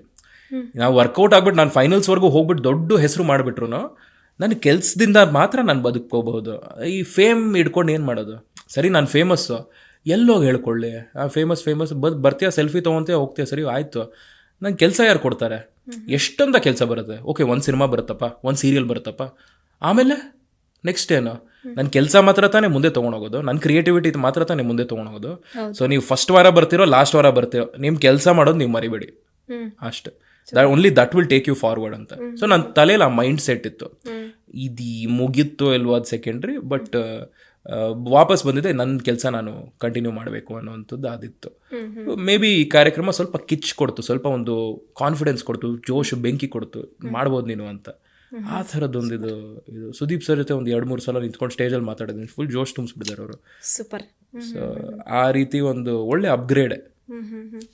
ಸೊ ಇವಾಗ ನನಗೆ ಒಂದು ಅಂದರೆ ನನ್ನ ಡೌಟ್ ಇದು ಏನಪ್ಪ ಅಂದರೆ, ಬಿಗ್ ಬಾಸ್ ಮನೆ ಒಳಗೆ ಕಳಿಸ್ತಿದ್ದಾಗ ಈ ಸಲ ಅದೇ ಜಂಟಿ ಒಂಟಿ ಅಂತ ಎಲ್ಲ ಮಾಡಿದಾಗ ಸೆಲೆಕ್ಟ್ ಮಾಡ್ಕೋತಿದ್ರಲ್ಲ ನನ್ನ ಜೊತೆ ಯಾರು ಜಂಟಿಯಾಗಿ ಬರಬೇಕು ಅಂತ, ಅಲ್ಲಿ ನೀವು ಯಾರು ಏನು ಯೋಚನೆ ಮಾಡಲಿಲ್ವಾ? ಲೈಕ್ ಓಕೆ ಅಲ್ಲಿ ಹೋದ್ಮೇಲೆ ನಾವು ಈಗೇನೆ ಜಂಟಿಯಾಗೇ ಇರಬೇಕಾಗುತ್ತೆ, ಈ ಪರ್ಸನ್ ಜೊತೆ ಇದ್ದರೆ ನನಗೆ ಉಳಿಯೋಕೆ ನನಗೆ ಯೂಸ್ ಆಗುತ್ತಾ ಆಗಲ್ವಾ ಅಂತ ನೀವು ಯೋಚನೆನೇ ಮಾಡಲಿಲ್ವಾ ಎಷ್ಟೋ ಜನ ಅಂತ? ಮ್ಯಾಮ್, ಸೊ ಜಂಟಿ ಅನ್ನುವಂತಹ ಒಂದು ಕಾನ್ಸೆಪ್ಟೇ ನಮಗೆ ಸುದೀಪ್ ಸರ್ನ ಮೀಟ್ ಮಾಡೋ ಒಂದು 5 ನಿಮಿಷದ ಹಿಂದೆ ಗೊತ್ತಾಗಿರುತ್ತೆ ನಮ್ಮಲ್ಲಿ ತುಂಬ ಜನರಿಗೆ. ಬ್ಯಾಕ್ ಸ್ಟೇಜಲ್ಲಿ ಇರಬೇಕಾದ್ರೆ ನಮಗೆ ಗೊತ್ತಾಗುತ್ತೆ ಈ ಥರ ಜಂಟಿ ಒಂಟಿ ಕಾನ್ಸೆಪ್ಟ್ ಇದೆ, ಅಲ್ಲಿ ಹೋಗ್ಬೇಕು ನೀವು ಅಂತ. ಆ್ಯಂಡ್ ಹೌದು, ಆಯ್ಕೆ ಮಾಡ್ಕೋಬಹುದು ನೀವು, ಒಂಟಿನೋ ಜಂಟಿನೋ ಜನ ವೋಟ್ ಮಾಡ್ತಾರೆ ಅಂತ ಹೇಳಿದ್ರು. ಬಟ್ ನನಗೆ ಪರ್ಸನಲ್ ಅವರು ಆಯ್ಕೆ ಮಾಡ್ಕೊಂಡಿದ್ದಾರೆ, ಅವ್ರು ಆಯ್ಕೆ ಮಾಡ್ಕೊಂಡು. ಸೊ ನಾನು ಸ್ಟೇಜ್ ಮೇಲೆ ಹೋಗಿ ನಿಂತಾಗ ಒಂಟಿ ಜಂಟಿ ಬಗ್ಗೆ ನಿಮಗೆ ಗೊತ್ತಿರಬೇಕು ಅಂತ ಸುದೀಪ್ ಸರ್ ಹೇಳಿದಾಗ ಹಾಂ ಸರ್ ಅಂತ ಸುಮ್ಮನೆ ಹಿಂಗೆ ತಲೆ ಅಲ್ಲಾಡಿಸ್ದೆ. ನನಗೂ ಸ್ವಲ್ಪ ಡೌಟ್ ಇತ್ತು, ಬಟ್ ಆ ಶೋ ಡೈರೆಕ್ಟರ್ ಬಂದು ಪಟ್ ಅಂತ ಹೇಳ್ಬಿಟ್ಟು ಹೋಗ್ಬಿಟ್ರು ಅವರು. ನಾನು ಅಣ್ಣ ಓಕೆ ಸರಿ ಬಿಡಿ ಆಯಿತು, ಸ್ಟೇಜ್ ಮೇಲೆ ಹೋಗಿ ನೋಡ್ಕೋಣ ಅಂತ ಹೇಳ್ಬಿಟ್ಟು ಪಟ್ ಅಂತ ಫಸ್ಟೇ ಹಾರ್ಟಲ್ಲಿ ತುಂಬ ವಿಚಾರಗಳು ಓಡ್ತಾ ಇದೆ, ಕಾಲೆಲ್ಲ ಶೇಕ್ ಆಗ್ತಾ ಇದೆ, ಎಲ್ಲ ಕಡೆ ಜನ, ಕ್ಯಾಮ್ರಾ, ಲೈಟ್ಸ್, ಹಾಡು ಓಡ್ತಾ ಇದೆ. ಸುದೀಪ್ ಸರ್ ಇದ್ದಾರೆ ಮುಂದೆ, ಹುಲಿ ಥರ ಎಲ್ಲ ಕಡೆ ಓಡಾಡ್ತಾ ಇದ್ದಾರೆ, ಅಪ್ಪ ಅಮ್ಮ ಎಲ್ಲ ಮುಂದ್ಗಡೆ ಕೂತ್ಕೊಂಡಿದ್ದಾರೆ. ಅಯ್ಯೋ ಅಷ್ಟೆಲ್ಲ ನರ್ವಸ್ನೆಸ್ಸು, ಆಂಗ್ಸೈಟಿ ಓಡ್ತಾ ಇದೆ. ಅದರಲ್ಲಿ ಒಂಟಿ ಜಂಟಿ ಬಗ್ಗೆ ಕೇಳಿದಿರಾ? ಹಾಂ ಸರ್ ಕೇಳಿದ್ದೀನಿ. ಸರಿ ಓಕೆ, ಈಗ ಆಡಿಯನ್ಸು ವೋಟ್ ಮಾಡ್ತಾರೆ, ನೀವು ಒಂಟಿಗೆ ಹೋಗ್ಬೇಕಾ ಜಂಟಿಗೆ ಹೋಗ್ಬೇಕಾ ಅಂತ. ಅದ್ರ ಪ್ರಕಾರ ನಿಮ್ಮನ್ನು ಸೆಲೆಕ್ಟ್ ಮಾಡಬೇಕು. ಸರಿ ಸರ್ ಓಕೆ ಅಂತ ಆಡಿಯನ್ಸ್ ವೋಟ್ ಮಾಡಿ ಅಂತ ಹೇಳಿ ಅಲ್ಲಿ ಸ್ಕ್ರೀನ್ ಮೇಲೆ ವೋಟ್ ಒಂಟಿ ಜಂಟಿ ಅಂತ ಏನೋ ನೋಡಿದ್ವಿ. ಅದು ಆಮೇಲೆ ಜಂಟಿಗೆ ಬಂತು ನಂದು. ಜಂಟಿಗೆ ಬಂದಮೇಲೆ ಇನ್ನೂ 3 ಜನ, 1 2 4 ಜನ ವೇಟಿಂಗಲ್ಲಿದ್ರು ಅಲ್ಲಿ ಒಳಗೆ. ಸ್ಪಂದನ, ರಕ್ಷಿತಾ, ಮಾಳು ಮತ್ತೆ ಕರಿಬಸಪ್ಪ 4 ಜನ ಇದ್ರು. ಅವ್ರು 4 ಜನ ಬಂದ್ರು. 4 ಜನ ಬಂದಾಗ ಇವರೆಲ್ಲ ಇದ್ದಾರಾ ಅಂತೆಲ್ಲ. ಕರಿಬಸಪ್ಪ ಅವ್ರು ನೋಡಿದ್ದೆ ನಾನು ರೀಲ್ಸ್ ಅಲ್ಲೆಲ್ಲ ಡ್ಯಾನ್ಸ್ ಮಾಡೋದೆಲ್ಲ ನೋಡಿದ್ದೆ. ಸ್ಪಂದನ ಗೊತ್ತು, ಸ್ಪಂದನ ಒಂದು ಸಿನಿಮಾ ಕ್ರಶ್ ಅಂದದ್ದು ಮನೆ ಒಳಗೆ ಹೋಗಿ ಮಾತಾಡೋದ್ಮೇಲೆ ಆಗಿದ್ದು. ಬಟ್ ಅದಕ್ಕಿಂತ ಮುಂಚೆ I know her as an artist ಅಷ್ಟೇ. ಅಂದ್ರೆ ಸೋಷಿಯಲ್ ಮೀಡಿಯಾನಲ್ಲಿ ಎಲ್ಲೋ ಒಂದ್ ಕಡೆ ನೋಡಿದ್ದೆ, ಮತ್ತೆ ಸಿನಿಮಾನಲ್ಲಿ ಒಂದು ಇದ್ರಲ್ಲಿ ನೋಡಿದ್ದೆ. ಸೊ ಅದಾದ್ಮೇಲೆ ಓಕೆ ಸೂಪರ್, ಎಲ್ಲರೂ ಬಂದಿದ್ದಾರೆ, ಏನಾಗುತ್ತೋ ಗೊತ್ತಿಲ್ಲ, ನಾನು ನೋಡ್ತಾನೆ ಇದ್ದೀನಿ. ಅವಾಗ ನಮ್ಮೆಲ್ಲರಲ್ಲಿ ಹೈಯೆಸ್ಟ್ ಪಾಯಿಂಟ್ಸ್ ಇದ್ದಿದ್ದು ಕರಿಬಸಪ್ಪ ಅವರಿಗೆ. So he had an option two choose, ಯಾರು ಚೂಸ್ ಮಾಡಬೇಕು ಅಂತ ಬಂದಾಗ. ಸೊ ಅವಾಗ ಯಾರನ್ನು ಚೂಸ್ ಮಾಡ್ತೀರಾ ಅಂತ ಕೇಳಿದಾಗ ಅವಾಗ ನಾನು ಯೋಚನೆ ಮಾಡಬೇಕಿತ್ತು. ನಿಮ್ಮ ಸ್ಟ್ರಾಟಜಿ ಆಟ ಅಲ್ಲೇ ಶುರುವಾಗೋದು, ಆ ಸ್ಟೇಜ್ ಮೇಲಿಂದ ಶುರುವಾಗುತ್ತೆ. ನೀವು ಮನೆ ಒಳಗೆ ಹೋದ್ಮೇಲೆ ನೋಡ್ಕೋಣ ಅಂತ ಬಿಟ್ಬಿಟ್ರೆ ಅದು ಸ್ವಲ್ಪ ಉಲ್ಟಾ ಆಗ್ಬಿಡುತ್ತೆ. ಅದು ಹೈಂಡ್ ಸೈಟ್ ಅಲ್ಲಿ ಈಗ ನೋಡಿದಾಗ ನನಗೆ ಗೊತ್ತಾಗೋದು, ಅವಾಗ ಎಲ್ಲ ಗೊತ್ತಾಗ್ತಾ ಇತ್ತು. ಸೊ ಅವಾಗ ಅವರು ಕರಿಬಸಪ್ಪ ಅವರೇ, ನೀವು ಯಾವ್ದಾದ್ರು ಪ್ರಶ್ನೆ ಕೇಳಿ ಎಲ್ರು, ನೀವು ಸೆಲೆಕ್ಟ್ ಮಾಡಬೇಕು ಅಂದ್ರೆ ನಿಮಗೆ ನನ್ನ ಬಗ್ಗೆ ಗೊತ್ತಾ ಅಂತ ಕೇಳ್ಬಿಟ್ಟು, ನನ್ನ ಸಾಧನೆ ಬಗ್ಗೆ ಗೊತ್ತಾ, ನನ್ನ ಸಾಧನೆ ಬಗ್ಗೆ ಯಾರಿಗಾದ್ರೂ ಗೊತ್ತಾ ಅಂತ. ನಾನು ತುಂಬಾ ಜೆನ್ಯೂನ್ ಆಗಿ ಅಲ್ಲೆಲ್ಲ ಆನೆಸ್ಟ್ ಆಗಿ ಹೇಳ್ಬಿಟ್ಟಿದ್ದೀನಿ. ಕ್ರಿಂಜ್ ಅಂದಿದ್ದು ಕ್ರಿಂಜ್ ತರಾನೇ ಇದೆ ಅಂತೆಲ್ಲ ಹೇಳ್ಬಿಟ್ಟು ಇಷ್ಟೆಲ್ಲ ಮಾತಾಡಿದ್ದೀನಿ. ಅಣ್ಣ ಗೊತ್ತು ನಿಮ್ದು ವೆಯ್ಟ್ ಲಿಫ್ಟಿಂಗ್ ಇದೆಲ್ಲ ಮಾಡ್ತೀರಾ, ನೀವು ಇದೆಲ್ಲ ಮಾಡ್ತೀರಾ ಅಂತೆಲ್ಲ ಹೇಳ್ಬಿಟ್ಟು ಆದ್ಮೇಲೆ ಪಟ್ ಅಂತ ಹೊಡೆದ್ಬಿಟ್ರು. ಇಲ್ಲಾಂದ್ರೆ ಅವ್ರ ತಲೆಯಲ್ಲಿ ಮಾಳುನ್ ಸೆಲೆಕ್ಟ್ ಮಾಡ್ಬೇಕಂತಿತ್ತಂತೆ ಅವರು. ಆಮೇಲೆ ಹೇಳಿದ್ರು ನಂಗೆ ಮಾಳುನ್ ಸೆಲೆಕ್ಟ್ ಮಾಡ್ಬೋದಿತ್ತು ಅಂತ. ಬಚಾವ್ ಮಾಳು. ಸೊ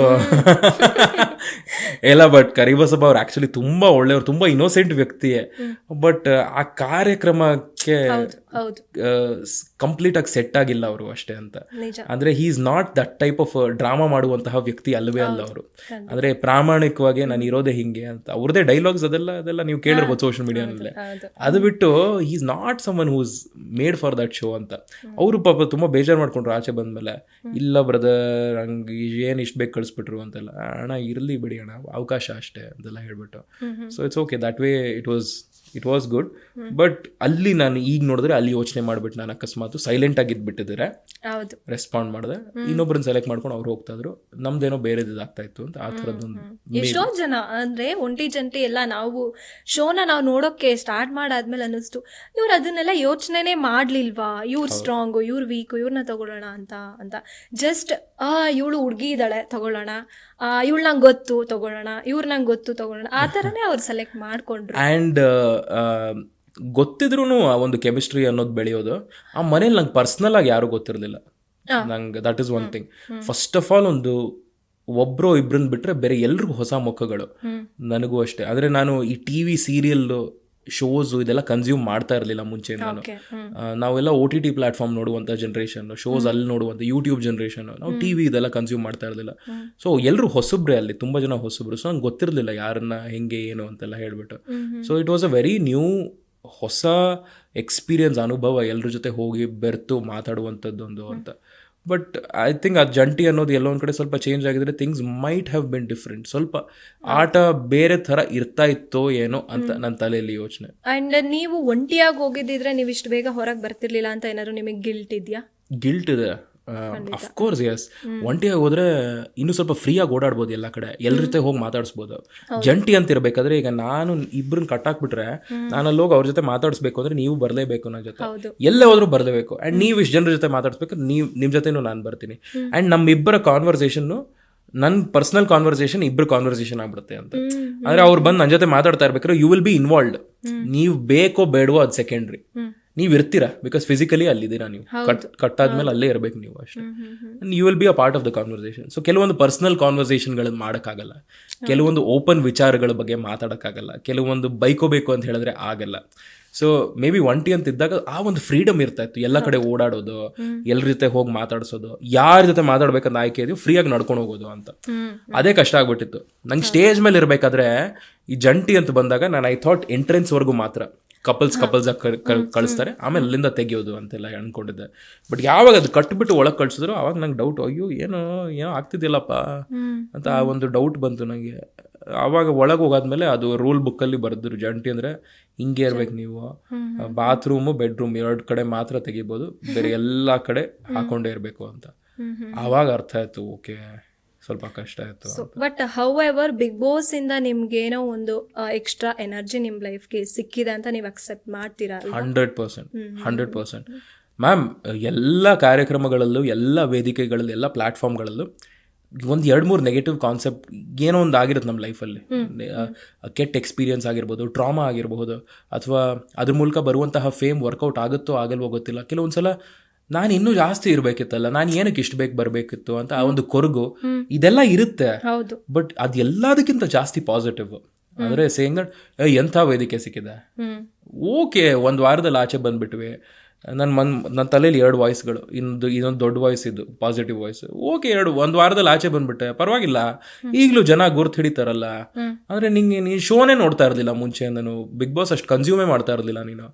ನಿನ್ನಂಥವನ್ನು ಕರ್ಕೊಂಡು ಹೋಗ್ಬಿಟ್ಟು ಅಲ್ಲಿ ಕೂಡಿಸ್ಬಿಟ್ಟು ಒಂದು ವಾರ ಅವಕಾಶ ಎಲ್ಲ ಕೊಟ್ಟು ಸುದೀಪ್ ಸರ್ ಜೊತೆ ಮಾತಾಡಿ, ಆ್ಯಂಡ್ ಸುದೀಪ್ ಸರ್ ಒಂದು 2-3 ಸಲ ಹೊಗಳಿ ವಾಪಸ್ ಕಳಿಸ್ಬೇಕಾದ್ರೆ ಹಗ್ಗೆಲ್ಲ ಮಾಡ್ಬಿಟ್ಟು ಕಳಿಸಿದ್ರಲ್ಲ. ಇನ್ನೇನು ಬೇಕು ನಿಂಗೆ? What you want? They've given you fame. ಇವತ್ತು ಬಂದು ಇಲ್ಲಿ ಇಂಟರ್ವ್ಯೂ ಮಾಡ್ತಿದ್ದೀನಿ ಅಂದ್ರೂ ಒಂದು ಆ ವೇದಿಕೆಯಿಂದನೇ ಒಂದು ಕಾರಣ ಅಲ್ವಾ. So there are a lot of positives. But ಇಲ್ಲಿಂದ ನಾನು ಏನು ಶುರು ಮಾಡ್ತೀನಿ ಅನ್ನೋವಂಥದ್ದು ನನ್ನ ಜರ್ನಿ. ಸೊ ಐ ಥಿಂಕ್ ಇನ್ನೂ ಜಾಸ್ತಿ ಪ್ಲಾಟ್ಫಾರ್ಮ್ಗಳಲ್ಲಿ ಇನ್ನೂ ಜಾಸ್ತಿ ಕಾಣಿಸ್ಕೊಂತೀನಿ. ಕಾಂಟೆಂಟ್ ಅನ್ನೋದು ಇನ್ನೂ ಸ್ವಲ್ಪ ಜೋರಿರುತ್ತೆ, ಒಪಿನಿಯನ್ಸ್ ಜೋರಿರುತ್ತೆ. ಸೊ ಈ ಥರದೊಂದು ಕಿಚ್ ಕೊಟ್ಟಿದೆ ಆ ಪ್ಲಾಟ್ಫಾರ್ಮ್. ಇದನ್ನು ಉಪಯೋಗಿಸ್ಕೊಂಡು ಹೆಂಗೆ ಬೆಳಿತೀನಿ ಅನ್ನೋದೇ ಮಜಾ. ಹೋಪ್ಫುಲಿ ಐ ಡೋಂಟ್ ನೋ ಮುಂದಿನ ವರ್ಷನೋ ಅದಾದ್ಮೇಲೆ ಯಾವತ್ತೋ ಒಂದಿನ ಕೂತ್ಕೊಂಡು ಇಂಟರ್ವ್ಯೂ ಮಾಡ್ತಾ ಇರ್ಬೇಕಾದ್ರೆ ಏನೋ ದಬಾಕಿರ್ತೀನಿ ಮ್ಯಾಮ್ ನಾನು. ಅದಂತೂ ನಾವು ಕೂಡ ನಿಮ್ಗೆ ಅದನ್ನೇ ವಿಶ್ ಮಾಡ್ತೀವಿ. ಸೊ ಇವಾಗ ಗೇಮ್ಸ್ ಮಾಡೋಣ.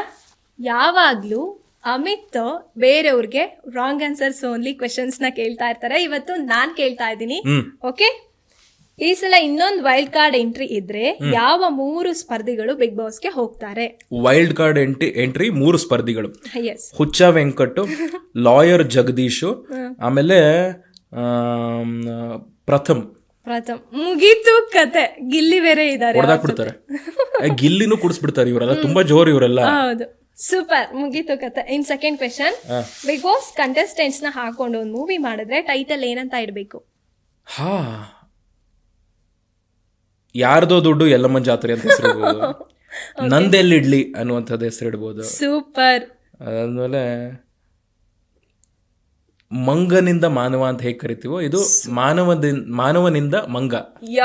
ಗ್ರೇಟ್, ಅದ ಹೆಸರು ಅಷ್ಟ. ಓಕೆ, ಬಿಗ್ ಬಾಸ್ ಸೀಸನ್ 12 ಅಲ್ಲಿ ನಿಮ್ಮ ಜಂಟಿ ಯಾರಾಗಿದ್ರು?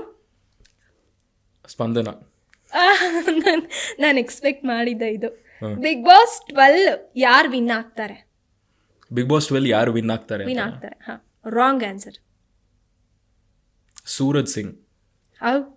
ಓಕೆ, ಬಿಗ್ ಬಾಸ್ ಮನೆ ಸೆಟ್ಟು ಇರೋ ಜಾಗನೆಲ್ಲ ಚೇಂಜ್ ಮಾಡ್ತಾರೆ ಅಂದ್ರೆ ಯಾವ ಸ್ಪಾಟ್ಗೆ ಶಿಫ್ಟ್ ಮಾಡಬೇಕು?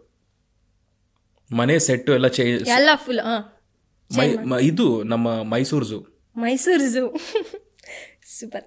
ಬಿಗ್ ಬಾಸ್ ಮನೆಯಲ್ಲಿರೋ ಸ್ಪರ್ಧಿಗಳಲ್ಲಿ ಯಾರ ಮೇಲೆ ಕ್ರಶ್ ಇತ್ತು? ನನಗ ಅಶ್ವಿನಿ ಗೌಡ ಅವ್ರ ಮೇಲೆ ಕ್ರಶ್. ಅಶ್ವಿನಿ ಗೌಡ ಅವ್ರ ಮೇಲೆ. ಓಕೆ, ಇವಾಗ ರೈಟ್ ಆನ್ಸರ್ಸ್ ಕೊಡಿ. ಸೀರಿಯಸ್ಲಿ ಸಕ್ಕತ್ತಾಗಿ ಆನ್ಸರ್ ಮಾಡಿದ್ರಿ ಸ್ಪಾಟ್ ಅಲ್ಲೇನೆ. ಅಂಡ್ ನಿಮ್ ಫೇವ್ರೆಟ್ ಕಂಟೆಸ್ಟೆಂಟ್ ಯಾರು ಇವಾಗ ಇರೋರಲ್ಲಿ? ಈಗಿರೋರಲ್ಲಿ ನನ್ನ ಫೇವ್ರೆಟ್ ಕಂಟೆಸ್ಟೆಂಟ್ ರಘು. 3 ಜನ ಇದ್ದಾರೆ: ರಘು, ರಕ್ಷಿತಾ ಮತ್ತೆ ಗಿಲ್ಲಿ. ಸ್ಪಂದನ ಹೇಳ್ತೀರಾ ಅನ್ಕೊಂಡೆ. ಸ್ಪಂದನ ಒಂಥರ ಪರ್ಸ್ನಲಿ ಫೇವ್ರೇಟ್ ನಂಗೆ. ಆಟಗಾರರು ಆ ಕಾರ್ಯಕ್ರಮಕ್ಕೆ ಅಂತ ಬಂದಾಗ ಅವರು, ಅಂದ್ರೆ ಒಬ್ಬ ವ್ಯಕ್ತಿಯಾಗಿ ನಂಗೆ ಸ್ಪಂದನ ತುಂಬಾ ಇಷ್ಟ, ಆಸ್ ಎ ಫ್ರೆಂಡ್ ತುಂಬಾ ಇಷ್ಟ. ಬಟ್ ಅಲ್ಲಿ ಕಂಟೆಸ್ಟೆಂಟ್ಸ್ ಅಂತ ಬಂದಾಗ, ಹೂ ಕ್ಯಾನ್ ಗೋ ಫಾರ್ವರ್ಡ್ ಅಂತ ಬಂದಾಗ, I think Raghu, Gilli, Rakshita. Okay, ಇನ್ನೊಂದು ಕ್ವೆಶನ್, ಬಿಗ್ ಬಾಸ್ ಕಂಟೆಸ್ಟೆಂಟ್ಸ್ ಯಾರ್ಯಾರು ಹೆಂಗೆ ಅಂತ ನೀವು ಒಂದ್ ವರ್ಡ್ ಅಲ್ಲಾದ್ರೂ ಹೇಳ್ಬೋದು, ಸೆಂಟೆನ್ಸ್ ಅಲ್ಲಾದ್ರೂ ಹೇಳ್ಬೋದು. ಗಿಲ್ಲಿ ಅವನು 24/7 ರೇಡಿಯೋ. ಓಕೆ. ರಘು ಅವರು ತಂದೆಯ ಹಾಗೆ ಸದ್ಯಕ್ಕೆ ಅಂತ. ಗಿಲ್ಲಿ ಅಕ್ಕಪಕ್ಕದಲ್ಲಿ ಆ ಒಂದು ವೈಬ್ ನೋಡಿದಾಗ ಅಪ್ಪ ಮಗನ್ ವೈಬ್ ತರ, ಅಪ್ಪ ಮಗನ ಪಾರ್ಕ್ ಕರ್ಕೊಂಡು ಬಂದು ಕೂಡ್ಸಿರೋ ತರ ಆ ಥರದ್ದು ತಂದೆ ವೈಬ್ ತರದ್ದು ಅಂತ. ಧನುಷ್ ನನ್ನ ಫಸ್ಟ್ ವೀಕ್ ಅನುಭವದ ಪ್ರಕಾರ ಸ್ವಲ್ಪ ಆಟಿಟ್ಯೂಡ್ ಇರುವಂತಹ ವ್ಯಕ್ತಿ. ನಾನು ನೀವು ಸೇಮ್ ಹೇಳಿರೋದು ಬೇರೆ ಯಾವ್ದ್ರೆಲ್ಲ ನೋಡಿದೆ. ಹೌದಾ? ಸ್ವಲ್ಪ ಹೌದು. ಬಟ್ ಅದಂತೂ ನಾನು ಬೇರೆ ದೂಸರ ಮಾತೇ ಇಲ್ಲ. ಬಿಕಾಸ್ ನಾನು ಧನು ಜೊತೆ ಮಾತಾಡೋಕೆ ತುಂಬ ಟ್ರೈ ಮಾಡಿದೆ, but it was very difficult. ತುಂಬ ಸಲ ಹಿ ವುಡ್ ಕಂಪ್ಲೇನ್ ದಟ್ ನಾನು ಮಾತಾಡಲ್ಲ ಅಂತ, but I would always tell ಮಾತು ಅನ್ನೋದು ಎರಡು ಕಡೆ ಬರುತ್ತೆ. ನಾ ಮಾತಾಡ್ತಾ ಇರ್ಬೇಕಾದ್ರೆ you should also respond. Invest ಮಾಡಿದ್ರೆ ಮಾತ್ರ ಒಂದು ಕಾನ್ವರ್ಸೇಷನ್ ಅಂತ. ಸೊ ಎಲ್ಲೋ ಒಂದು ಕಡೆ ಆಟಿಟ್ಯೂಡ್ ಕಂಡು ಬಂದಾಗ ಸ್ವಲ್ಪ ಕಷ್ಟ ಆಯಿತು ನನಗೆ ಅವ್ರ ಜೊತೆ ಮಾತಾಡೋಕ್ಕೆ. ಮೇ ಬಿ ಅದೊಂದು ಗೇಮ್ ಪ್ಲಾನೋ ಸ್ಟ್ರಾಟಜಿನೋ ಏನು ಕಥೆನೋ ಗೊತ್ತಿಲ್ಲ, ಬಟ್ ಇಟ್ ವಾಸ್ ಅದೊಂದು ಬೇಜಾರು. ಧನುನು ಅರ್ಥ ಮಾಡ್ಕೊಂಡಿದ್ರೆ it would have been nice ಅಂತ ಅಷ್ಟೇ. Just that. ಓಕೆ. ಕಾವ್ಯ ಒಂದು ಫ್ಲವರ್ ಪಾಟ್ ಥರ ಜೋರು ಬಂದರೆ ಸದ್ದು ಬಂದರೆ ಜೋರಾಗೆ ಲೈಟ್ಸು ಅಷ್ಟು ಗ್ರ್ಯಾಂಡಾಗಿ ಕಾಣಿಸುತ್ತೆ ಅಂತ. ಆ್ಯಂಡ್ ನಾವು ಈಗ ಜಾಸ್ತಿ ಕಾಣಿಸ್ಕೊತಾ ಇದ್ದಾರೆ ಅವರು. So it's great. ಮುಂಚೆ ಗಿಲ್ಲಿ ಕಾವ್ಯ ಅಂತ ಆ ಥರ ಇತ್ತು. ನಾವು ಅವ್ರದ್ದೇ ಆದಂತಹ ಒಂದು ಐಡೆಂಟಿಟಿ ಇದೆ. ಅದು ನೋಡಿದಾಗ ಖುಷಿ ಆಗುತ್ತೆ. ಅಭಿ ಫ್ಲರ್ಟ್ ರಾಜ. ಫಸ್ಟ್ ವೀಕಲ್ಲಿ ಸಿಕ್ಕಾಬಡೆ ಫ್ಲರ್ಟಿಂಗ್ ಮಾಡಿ ಪಿಕಪ್ ಲೈನ್ಸ್ ಎಲ್ಲ ಹೊಡೆದು ಅದೆಲ್ಲ ಕಾಣಿಸ್ತಾ ಇಲ್ಲ ಅನ್ಸುತ್ತೆ. ಈಗ ಸ್ವಲ್ಪ ಕಮ್ಮಿ ಆಗ್ಬಿಡುತ್ತೆ. ಸ್ಟಾರ್ಟಿಂಗ್ ಅಲ್ಲಿ ಎಲ್ಲರೂ ಜೋಶ್, ಆಮೇಲೆ ಹೋಶ್ ಕಮ್ಮಿ ಆಗ್ಬಿಡುತ್ತೆ. ಅದೇ ಪ್ರಾಬ್ಲಮ್. ಬಟ್ ಅದನ್ನ ಕನ್ಸಿಸ್ಟೆಂಟ್ ಆಗಿ ಇಟ್ಕೋಬೇಕು. ಅದು ಮಾಡ್ತಾ ಇರೋದು ಗಿಲ್ಲಿ ಒಬ್ನೇ. ಬೇರೆ ಎಲ್ರದ್ದು ಸ್ಟಾರ್ಟಿಂಗ್ ಅಲ್ಲಿ ಜೋರ್ ಇದ್ರು, ಆಮೇಲೆ ಕಮ್ಮಿ ಆಗ್ಬಿಟ್ರು. ಅಂಡ್ ಈವನ್ ಅಶ್ವಿನಿ ಗೌಡ ಅವರು ಕೂಡ ಸ್ಟಾರ್ಟಿಂಗ್ ಅಲ್ಲಿ ಇದ್ದ ಜೋರೇ, ಹಂಗೆ ಈಗಲೂ ಜಗಳ ಮಾಡ್ಕೊಂಡು ಆ ಕ್ಯಾರೆಕ್ಟರ್ ಹಂಗೆ ಮುಂದೆ ಬರ್ತಾ ಇದೆ. ಗ್ರಾಫ್ ತುಂಬಾ ಜನ ಡೌನ್ ಆಗ್ಬಿಟ್ಟಿದ್ದಾರೆ. ಅಭಿ ಫಸ್ಟ್ ವಾರದಲ್ಲಿ ಫ್ಲರ್ಟ್ ಗೇಟ್ ಎಲ್ಲ ಮಾಡ್ಕೊಂಡು ಜೋರಾಗಿದ್ದ, ಮಾತಾಡ್ತಾ ಇದ್ದ. ಈಗ ಡೌನ್ ಆಗ್ಬಿಡಿದೆ. ಬಟ್ ಈಗ ಡೌನ್ ಆಗಿದೆ ಅಂದ್ರೆ ನಾವು ನೋಡೋದು ಅವ್ರು ಎಷ್ಟು ಟೆಲಿಕಾಸ್ಟ್ ಮಾಡ್ತಿರೋ ಅಷ್ಟು ನೋಡ್ತೀವಿ ನಾವು ಅಷ್ಟೇ. ಅವ್ನ್ ಮೇ ಬಿ ಮಾತಾಡ್ತಾ ಇರ್ಬೋದು ಮನೆ ಒಳಗೆ, ಯು ಡೋಂಟ್ ನೋ. ಅಂಡ್ ನಾನ್ ನಿನ್ನೆ ಧನುಷ್ ಕೂಡ ಲೈಕ್ ಈ ಕಾಮಿಡಿ ಮಾಡೋದು, ಫನ್ನಿ ಆಗಿರೋದನ್ನ ನೋಡಿರ್ಲಿಲ್ಲ.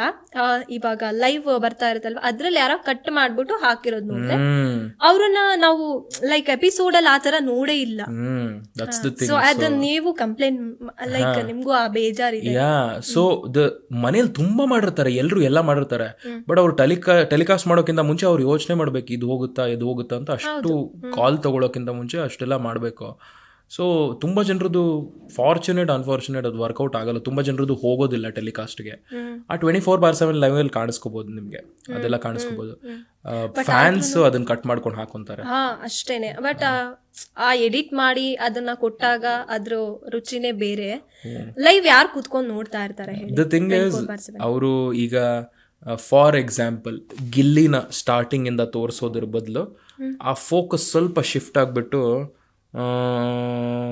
ಇನ್ಯಾರು ಫಸ್ಟ್ ವೀಕಲ್ಲಿ ರಕ್ಷಿತಾನು ತೋರಿಸ್ತಾ ಇದ್ದಾರೆ, ಜಾನ್ವಿನೂ ಇದಾರೆ, ಜಾನ್ವಿನೂ ಕಾಣಿಸ್ಕೊಂತಾರೆ.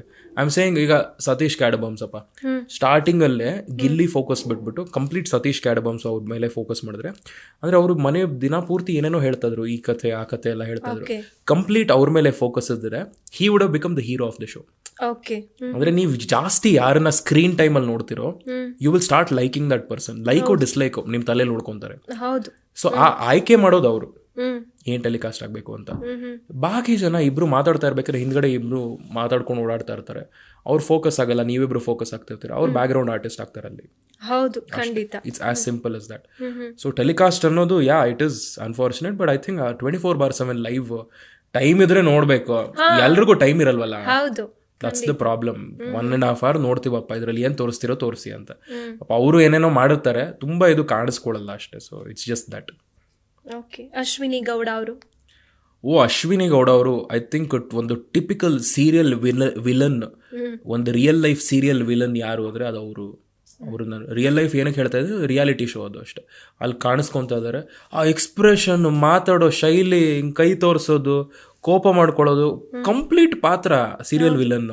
So I think serial villain casting ಅಂತ ಏನಾದ್ರು ಬಂದ್ರೆ ಅದು the mother of everyone ಸದ್ಯಕ್ಕೆ ಈ ಜನರೇಷನ್, ಈ ಬಿಗ್ ಬಾಸ್ ಏರಾನಲ್ಲಿ ಅಶ್ವಿನಿ ಗೌಡ ಅವರು.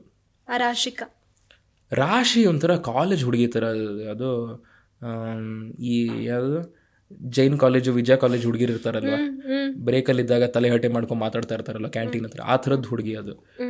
ಸೊ ಈಗ ತುಂಬ ಚೆನ್ನಾಗಿ ಕಾಣಿಸ್ಕೊತಾ ಇದ್ದಾಳೆ ವಿತ್ ಟಾಸ್ಕ್ ಇದೆಲ್ಲ ಮಾಡಿಕೊಂಡು. She is doing well. ಒಬ್ಬೊಬ್ರಿಗೆ ಒಂದೊಂದು ವರ್ಕೌಟ್ ಆಗುತ್ತೆ. ಕೆಲವು ಜನರಿಗೆ ಕಾಮಿಡಿ ವರ್ಕೌಟ್ ಆಗುತ್ತೆ, ಕೆಲವು ಜನರಿಗೆ ಲವ್ ವರ್ಕೌಟ್ ಆಗುತ್ತೆ, ಕೆಲವು ಜನರಿಗೆ ಟಾಸ್ಕ್ ವರ್ಕೌಟ್ ಆಗುತ್ತೆ. ಬಟ್ ಐ ಥಿಂಕ್ ಅವಳಿಗೆ ಲವ್ಗಿಂತ ಜಾಸ್ತಿ ಟಾಸ್ಕ್ ವರ್ಕೌಟ್ ಆಗ್ತಾ ಇದೆ. So it's good. ಅವಳು ಜಾಸ್ತಿ ಕಾಣಿಸ್ಕೊತಾ ಇದ್ದಾಳೆ. It is good for her ಅಷ್ಟೇ. Risha Gowda wild card. ಓ ಸಿಕ್ಕಾಬಡೆ ಕಿರ್ಚ್ತಾರೆ. ಅಂದರೆ ಇದು ಅಲಾರ್ಮ್ ಸೈರನ್ ಕಾಲ್ ಇದ್ದ ಹಾಗೆ ಧ್ವನಿ ಅಷ್ಟು ಅಂತ. ಸೊ ಅಷ್ಟೇ. ಅವ್ರ ಬಗ್ಗೆ ಪರ್ಸ್ನಲ್ ಆಗಿ ನಂಗೆ ಏನೂ ಇಲ್ಲ, ಹೇಳಕ್ಕೆ ಏನೂ ಇಲ್ಲ. ಅವ್ರ ಬಗ್ಗೆ ಪರ್ಸ್ನಲ್ ಆಗಿ ಗೊತ್ತೂ ಇಲ್ಲ. ಆಚೆ ಮನೆ ಒಳಗೂ ನಾನು ಆ ಜಗಳ ಆದಾಗ ಇದೆಲ್ಲ ನೋಡಿದ್ದೀನಿ, ಆ ಕೂಗೋದಿದೆಲ್ಲ ನೋಡಿದ್ದೀನಿ ಅಷ್ಟೇ. ನಾನು if there is a takeaway ಅದರಿಂದ ನನಗೆ ಅವ್ರು ಕೂಗೋದೊಂದು ಜ್ಞಾಪಕ ಇರುತ್ತೆ. ಅವ್ರ ಹೆಸರು ಕೇಳಿದಾಗ ಓ ಅವ್ರು ಕೂಗ್ತಾರಲ್ವ ಅವರಲ್ವಾ ಅಂತ ಹೇಳ್ಬಿಟ್ಟು ಹಂಗೆ ಜ್ಞಾಪಕ ಇರುತ್ತೆ ಅಷ್ಟೇ.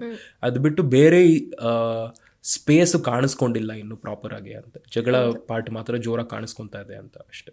ಸೂರಜ್. ಓ ಸೂರಜ್ ಹೆಣ್ಮಕ್ಳಿಗೆ ಐ ಕ್ಯಾಂಡಿ. ಬಟ್ ಹೋಗ್ತಾ ಹೋಗ್ತಾ ಐ ಥಿಂಕ್ ಇನ್ನೂ ಜಾಸ್ತಿ ಓಪನ್ ಅಪ್ ಆಗ್ತಾ ಇದ್ದಾರೆ ಅವರು.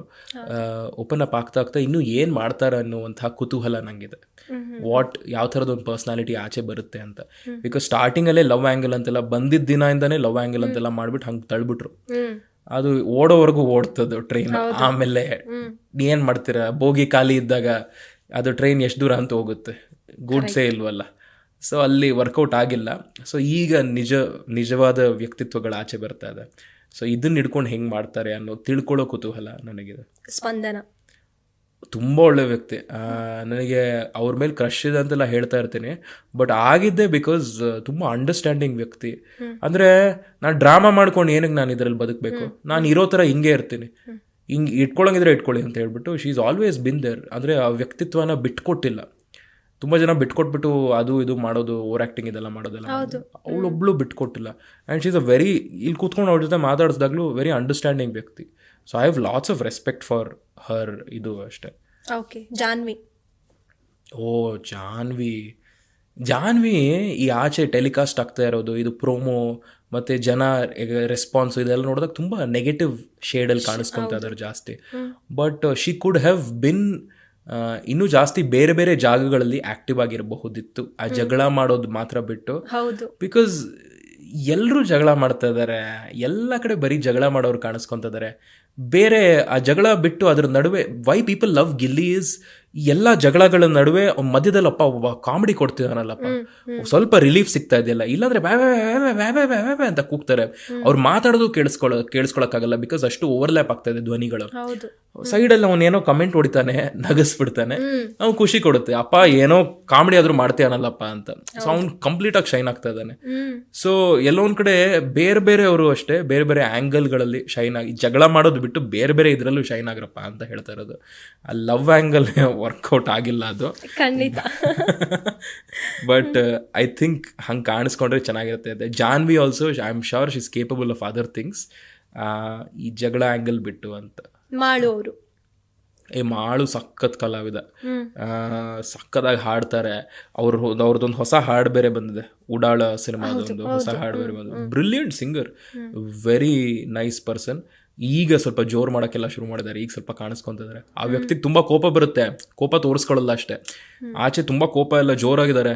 ಸೊ ಈಗ ಜೋರು, ಆ ಕೋಪ ಇದೆಲ್ಲ ಆಚೆ ಬರ್ತಾ ಇದೆ. ಸೊ ಮಾಳುವಲ್ಲಿರುವಂತಹ ಒಂದು ವ್ಯಕ್ತಿ ಆಚೆ ಬಂದು ಜೋರಾಗಿ ನಿಂತಾಗ ಇನ್ ಫ್ರಂಟ್ ಆಫ್ ಆ ಘಟಾನ್ಘಟಿಗಳಿದಾರಲ್ಲ, ಸೋ ಕಾಲ್ಡ್ ಘಟಾನ್ಘಟಿಗಳು, ಅವ್ರಗಳ ಮುಂದೆ ಮಾಳು ನಿಂತಾಗ ಮಾಳು ಯಾವ ಥರದ ವ್ಯಕ್ತಿ ಅಂತ ಅವ್ರಿಗೂ ಗೊತ್ತಾಗ್ಲಿ. ಮಾಳು ಮುಂದೆ ಹೋದ್ರೆ ನಮಗೂ ಖುಷಿ. ಸೂಪರ್. ರಕ್ಷಿತಾ. ಅದೊಂದು ಪಟಾಕಿ, ಅದೊಂದು ಬಾಂಬ್, ಅದು ಲಕ್ಷ್ಮಿ ಬಾಂಬ್ ಥರದ್ದು. ಆ ಹುಡುಗಿ ಫಸ್ಟ್ ಡೇ ಅದು ಬಂದಾಗಲೇ ಜೋಶಲ್ಲಿ ಬಂದಿತ್ತು. ಚೆನ್ನಾಗಿ ಆಡ್ತಾ ಇದೆ ಆ ಹುಡುಗಿ. ಐ ಫೀಲ್ ಮನೇಲಿರೋ ಎಷ್ಟೋ ಜನರಿಗೆ ಕಂಪೇರ್ ಮಾಡಿದ್ರೆ ಆ ಹುಡುಗಿಗೆ ಸ್ವಲ್ಪ ಲಾಜಿಕ್ ಕೊಟ್ಟಿದ್ದಾನೆ ದೇವ್ರು ಅನ್ಸುತ್ತೆ, ಸ್ವಲ್ಪ ಬುದ್ಧಿ ಕೊಟ್ಟಿದ್ದಾನೆ ದೇವ್ರು. ಸೊ ಅದು ಅಂತೆಲ್ಲ ಹೇಳೋದು ಒಂದ್ ಕಡೆ.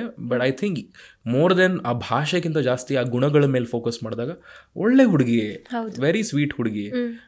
ಏನ ಹುಡುಗಿಗೆ ಒಪಿನಿಯನ್ಸ್ ಜಾಸ್ತಿ, ಮತ್ತೆ ಇನ್ನೇನಕ್ಕೆ ಆ ಶೋಕ್ ಕರ್ಸೋದು, ಒಪಿನಿಯನ್ಸ್ ಇರೋದಕ್ಕೆ ಕರ್ಸೋದು. ಆ ಹುಡುಗಿಗೆ ಇಷ್ಟ ಇಲ್ಲ ಅಂದ್ರೆ ಇಷ್ಟ ಇಲ್ಲ ಅಂತ ಹೇಳುತ್ತೆ, ಇಷ್ಟ ಇದ್ರೆ ಇಷ್ಟ ಇದೆ ಅಂತ ಹೇಳುತ್ತೆ. ನೀವು ಅದ್ರ ಬಗ್ಗೆ ಅದ್ರ ವಿರುದ್ಧ ಏನು ಮಾತಾಡೋಕ್ಕಾಗುತ್ತೋ ಆರ್ಗ್ಯುಮೆಂಟ್ ಮಾಡಿ, ಬಟ್ ಹೆಲ್ದಿ ಆರ್ಗ್ಯುಮೆಂಟ್ ಮಾಡಿ ಅಂತ ಹೇಳ್ತಾ ಇರೋದು. ಎಸ್ ಸುಮ್ಮನೆ ಕೆಟ್ಟ ರೀತಿನಲ್ಲಿ ಆ ಹುಡುಗಿ ಬಗ್ಗೆ ಮಾತಾಡೋದು ಅದು ತಪ್ಪು ಅಂತ ಅನ್ಸುತ್ತಪ್ಪ. ವಯಸ್ಸಲ್ಲಿ ಚಿಕ್ಕ ಹುಡುಗಿ ಬೇರೆ. ಈಗ ನಮ್ಮ ಮನೆಯಲ್ಲಿ ನಾವೆಲ್ಲ ಮಕ್ಳ ಜೊತೆ ಆಟ ಆಡ್ತಾ ಇರ್ಬೇಕಾದ್ರೆ ಚಿಕ್ಕ ಮಗು ಯಾವುದೋ ಬಂದು ಹೊಡೆದ್ಬಿಡ್ತಪ್ಪ, ಅದಕ್ಕೆ ಮಗು ಹೊಡಿತೀರ ನೀವು? ಸೊ ಐ ಥಿಂಕ್ ನಮ್ಮತನ ಅನ್ನೋದು ನಾವು ಕಳ್ಕೊಂಡ್ಬಿಟ್ಟು ತುಂಬ ಲೋ ಲೆವೆಲ್ ಇದಕ್ಕೆ ಹೋಗ್ಬಿಡ್ತೀವಿ ಅಂತ. ಬಟ್ ಆ ಹುಡುಗಿ ಚೆನ್ನಾಗಿ ಅದ್ರ ಆಟ ಆಡ್ತಾ ಇದೆ. ಅದು ಗೆದ್ದರೂ ಖುಷಿ ನನಗೆ. ಈ ಬಿಗ್ ಬಾಸ್ ಹೆಣ್ಮಕ್ಳು ಗೆದ್ದಿದ್ರೆ ಯಾರು ಒಂದೇ ಸೀಸನಲ್ಲಿ ಗೆದ್ದಿದ್ರು. ಈ ಸಲ ಯಾರಾದರೂ ಒಂದು ಹೆಣ್ಮಗು ಗೆದ್ರೆ imagine what beauty that will be. ತುಂಬ ಚೆನ್ನಾಗಿರುತ್ತೆ. ಬಟ್ ಐ ಮೀನ್ ಗೆಲ್ಲೋದ್ರಲ್ಲಿ ಯಾವ ಜೆಂಡರು ಇದೆಲ್ಲ ಇಲ್ಲ, ಬಟ್ ಗೆದ್ರೆ ಖುಷಿ. ಎಸ್ ಸುಧೀರ್ ಅವರು ಸುಧೀರ್ ಏನು ಬೇಜಾರು ಅಂದರೆ ಸ್ಟಾರ್ಟಿಂಗಲ್ಲಿ ಫುಲ್ ಜೋರಿದ್ರು, ಫುಲ್ ಕಾಕ್ರೋಚ್ ಬೈ ಅಂದರೆ ಎಲ್ಲ ಕಡೆ ಎಲ್ಲರ ಜೊತೆ ಮಾತಾಡೋದು, ತಲೆಗಟ್ಟೆ ಮಾಡೋದು, ಲೋಕಿ ಫ್ಲರ್ಟ್ ಮಾಡೋದು, ಅಲ್ಲಿ ಇಲ್ಲಿ ಕಾಮಿಡಿ ಮಾಡೋದು ಎಲ್ಲ ಮಾಡ್ತಾ ಇದ್ವಿ. ಸುಧೀರ್ ಅವ್ರ ಜೊತೆ ನಾನು ತುಂಬ ಓಡಾಡ್ತಾ ಇದ್ದೆ. ನಾನು ಫಸ್ಟ್ ಒಂದು ವಾರದಲ್ಲಿ ಅವ್ರ ಜೊತೆ ಕೂತ್ಕೊಂಡು ಎಲ್ಲರೂ ಕಾಲು ಎಳೆಯೋದು ಇದೆಲ್ಲ ಮಾಡ್ತಾ ಇದ್ದೆ. ಆಮೇಲೆ ಹೋಗ್ತಾ ಸ್ವಲ್ಪ ಅವರು ಇದಾಗ್ಬಿಟ್ರು, ಅದು ಡ್ರಾಮಾ ಗೀಮಾ ಇದೆಲ್ಲ ಬಂದು. ಆಮೇಲೆ ವೀಕೆಂಡಲ್ಲಿ ಬಂದು ಸುದೀಪ್ ಸರ್ ಒಂದು ಸರಿ ಕೊಟ್ಟಾದ್ಮೇಲೆ ಹೋಗ್ತಾ ಅವ್ರ ಗ್ರಾಫ್ ಕೆಳಗೆ ಬರ್ತಾ ಇದೆ. So I really want him to get up and ಇನ್ನೂ ಸ್ವಲ್ಪ ಹಳೆ ಸುದ್ದಿ ವಾಪಸ್ ಬರಲಿ, ಇನ್ನೂ ಸ್ವಲ್ಪ ಜೋರಾಗಿರಲಿ. ಅವರು ಡ್ರಾಮಾನೇ ಅಂತ ಅನ್ಸುತ್ತೆ. ಲೈಕ್ ಏನೋ ಅಶ್ವಿನಿ ಅವ್ರು ಜೋರ್ ಮಾಡಿದ್ದಾರೆ ಅಂದ್ರೆ ನಾನು ಅವ್ರ ಪರವಾಗಿದ್ರೆ ನಾನು ಗೆಲ್ಬಹುದು, ಆತರ ಏನೋ ನಡೀತಿದೆ ಅವ್ರದ್ದು ಅಂತ ಫೀಲ್ ಆಗುತ್ತೆ. ಅದು ಏನಂದ್ರೆ ಮನೇಲಿರೋರ್ಗೆ ಆಚೆ ಏನ್ ಅಭಿಪ್ರಾಯ ಇದೆ ಅಂತ ಗೊತ್ತಿಲ್ಲ. ನಮಗೆ ಇಲ್ಲಿ ಆಚೆ ಕುತ್ಕೊಂಡಾಗ okay Gilli super, Rakshita super, Ashwini ಈ ಥರ, ಜಾನ್ವಿ ಈ ಥರ ಅಂತ ಈ ಥರದ್ದು ಯೋಚನೆಗಳು. ನಾವು ಈ ಥರದ್ದು ಲೈಕು ಮತ್ತು ಡಿಸ್ಲೈಕು, ಸಪೋರ್ಟು ಮತ್ತು ಅಗೇನ್ಸ್ಟ್ ಇದೆಲ್ಲ ನಾವು ಇಲ್ಲಿ ಮಾಡ್ಕೊಂಡಿರೋದು. ಅಲ್ಲಿ ಅವ್ರ ಮನೇಲಿ ಬದುಕ್ತಾ ಇದ್ದಾರೆ, ಅವರೆಲ್ಲ ಪಾತ್ರಗಳಷ್ಟೇ. ಅಲ್ಲಿ ಮನೇಲಿ ಅವ್ರು ಬದುಕ್ತಾ ಇದ್ದಾರೆ. ಸೊ ಅವ್ರ ಪಾಡಿಗೆ ಅವ್ರು ಇರ್ತಾರೆ. ಅಲ್ಲಿ ಹೋಗಿ ನೀವಿದ್ದಾಗ ಮೇ ಬಿ ನಿಮಗೆ ಅನಿಸ್ಬೋದು ಗಿಲ್ಲಿ ತಪ್ಪು ಮಾಡ್ತಾ ಇದ್ದಾನೆ, ತುಂಬ ಬೇರೆಯವ್ರನ್ನ ಕಾಲೆಳೆದ್ಬಿಟ್ಟು ಅವ್ನು ಬೆಳೀತಾ ಇದ್ದಾನೆ ಅಂತ ನಿಮಗೆ ಮನೇಲಿ ಅನಿಸ್ಬೋದು. ಅದು ಆ ಅನಿಸಿಕೆ ಪ್ರಕಾರ ಒಬ್ಬೊಬ್ರು ಒಂದೊಂದು ಥರ ರಿಯಾಕ್ಟ್ ಮಾಡ್ತಾರೆ ಅಲ್ಲಿ ಮನೇಲಿ. ಮೇ ಬಿ ಅವ್ರು ಎಲ್ರಿಗೂ ಆಚೆ ಮೀಡಿಯಾನಲ್ಲಿ ಏನಿದೆ ಅಂತ ಗೊತ್ತಾಗ್ಬಿಟ್ರೆ ಗಿಲ್ಲಿ ಜೊತೆ ಕೂತ್ಕೊಂಡ್ಬಿಡ್ತಾರೆ ಎಲ್ರು. I am just telling you, ಜನರು ಅವ್ರಿಗೆ ಗೊತ್ತಾಗ್ಬೇಕು, ಒಂದು ಸಣ್ಣ ಸುಳಿವು ಸಿಗ್ಬೇಕು ಅವ್ರಿಗೆ, ಆಚೆ ಏನ್ ನಡೀತಾ ಇದೆ, ಆಚೆ ಜನರ ಒಪಿನಿಯನ್ ಏನು ಅಂತ ಗೊತ್ತಾಗ್ಬಿಟ್ರೆ ದೇ ವಿಲ್ ಚೇಂಜ್. ಎಲ್ಲ ಚೇಂಜ್ ಆಗ್ಬಿಡುತ್ತೆ. ಒಬ್ರನ್ನ ಕಳಿಸ್ಬಿಡಿ, ಒಳಗೆ ಕಳಿಸ್ಬಿಟ್ಟು ಹೇಳ್ಬಿಡಿ ಎಲ್ಲ ಏನೇನು ನ್ಯೂಸು, ಒಬ್ಬೊಬ್ರ ನಿಮ್ಮ ಬಗ್ಗೆ ಏನೇನು ಬರ್ತಾ ಇದೆ ಪರ್ಸನಾಲಿಟಿ ಅಂತ. ನೆಕ್ಸ್ಟ್ ಡೇ ಅವ್ರು ಎದ್ದೋಳೋ ಅಷ್ಟರಲ್ಲಿ ಚೆಸ್ ಪಾಯಿಂಟ್ಸ್ ತರ ಎಲ್ಲ ಕಡೆ ಮೂವ್ ಆಗ್ಬಿಡ್ತಾರೆ ಅವರು, ಆ ಕಡೆ ಈ ಕಡೆ ಎಲ್ಲ. ಸೊ ಈಗ ಸದ್ಯಕ್ಕೆ ಹೊರಗಿನ ಜಗತ್ ಬಗ್ಗೆ ಏನು ಗೊತ್ತಿಲ್ಲ ಅವ್ರಿಗೆ. ಅವ್ರ ಪಾಡಿಗೆ ಅವ್ರು ಆಟ ಆಡ್ತಾ ಇದಾರೆ. ಅವ್ರ ಕಣ್ಣಿಗೆ ನೋಡಿದಾಗ ಈ ತರ ಅನ್ಸುತ್ತೆ. ನಮ್ಮ ಕಣ್ಣಿಗೆ ಈ ಪಾತ್ರಗಳೆಲ್ಲ 1 hour ಕಾಣಿಸ್ಕೊಳ್ಳೋರು ಟಿವಿನಲ್ಲಿ, 1.5 hour. ಅದೇ ಪಾತ್ರಗಳ ಜೊತೆ ಇಡೀ ದಿನ ಅವ್ರು ಬದುಕ್ತಾ ಇದ್ದಾರೆ. ಸೊ ಅವರ ಎಕ್ಸ್ಪೀರಿಯನ್ಸ್ ಆ ಪಾತ್ರದ ಜೊತೆ ಬೇರೆದಿರ್ಬೋದು. ನಿಮಗೆ ಒಂದು ಪಾತ್ರ ಫೇವ್ರೇಟ್ ಆಗಿರ್ಬೋದು ಈಗ ಸದ್ಯಕ್ಕೆ ಟಿವಿನಲ್ಲಿ ನೋಡಿದಾಗ, ಅವ್ರಿಗೆ ಆ ಫೇವ್ರೇಟ್ ಪಾತ್ರ ಜೊತೆ ಇಡೀ ದಿನ ಬದುಕ್ಬಿಟ್ಟು ತುಂಬ ಏನು ಗುರು ಇಂಥ ವ್ಯಕ್ತಿ ಜೊತೆ ಎಲ್ಲ ಇರಬೇಕಲ್ಲ ಅಂತ ಅನಿಸ್ಬೋದು. ಸೊ ಆ ಥರದ್ದಿರುತ್ತೆ. ಸೊ ಅವ್ರ ಒಂದು ಫೀಲಿಂಗ್ಸು ಕಂಪ್ಲೀಟ್ಲಿ ವ್ಯಾಲಿಡ್. ಸೊ ಅಲ್ಲಿದ್ದಾಗ ಆ ಥರ ಯೋಚನೆ ಮಾಡ್ತಾರೆ. ಬಟ್ ಆಚೆಯಿಂದ ನೋಡಿದಾಗ ನಂಗೂ ಇದಾಗುತ್ತೆ, ಅವ್ರು ಇನ್ನೂ ಸ್ವಲ್ಪ ಗ್ರಾಫ್ ಅನ್ನೋದು ಬೆಳಿಬೇಕು ಕಾಕ್ರೋಚ್ ಸುದ್ದಿ ಅವ್ರದ್ದು ಅಂತ.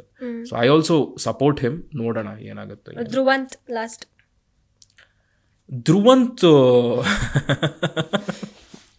ಒಂದೊಂದು ಸಲ ಒಂದೊಂದು ರೀತಿ ಇರ್ತಾರೆ ಅವರು. ಏನ್ ಗೊತ್ತಾ, ಧ್ರುವಂತ್ ಒಳ್ಳೆ ವ್ಯಕ್ತಿ, ತುಂಬಾ ಸ್ವೀಟ್ ವ್ಯಕ್ತಿ.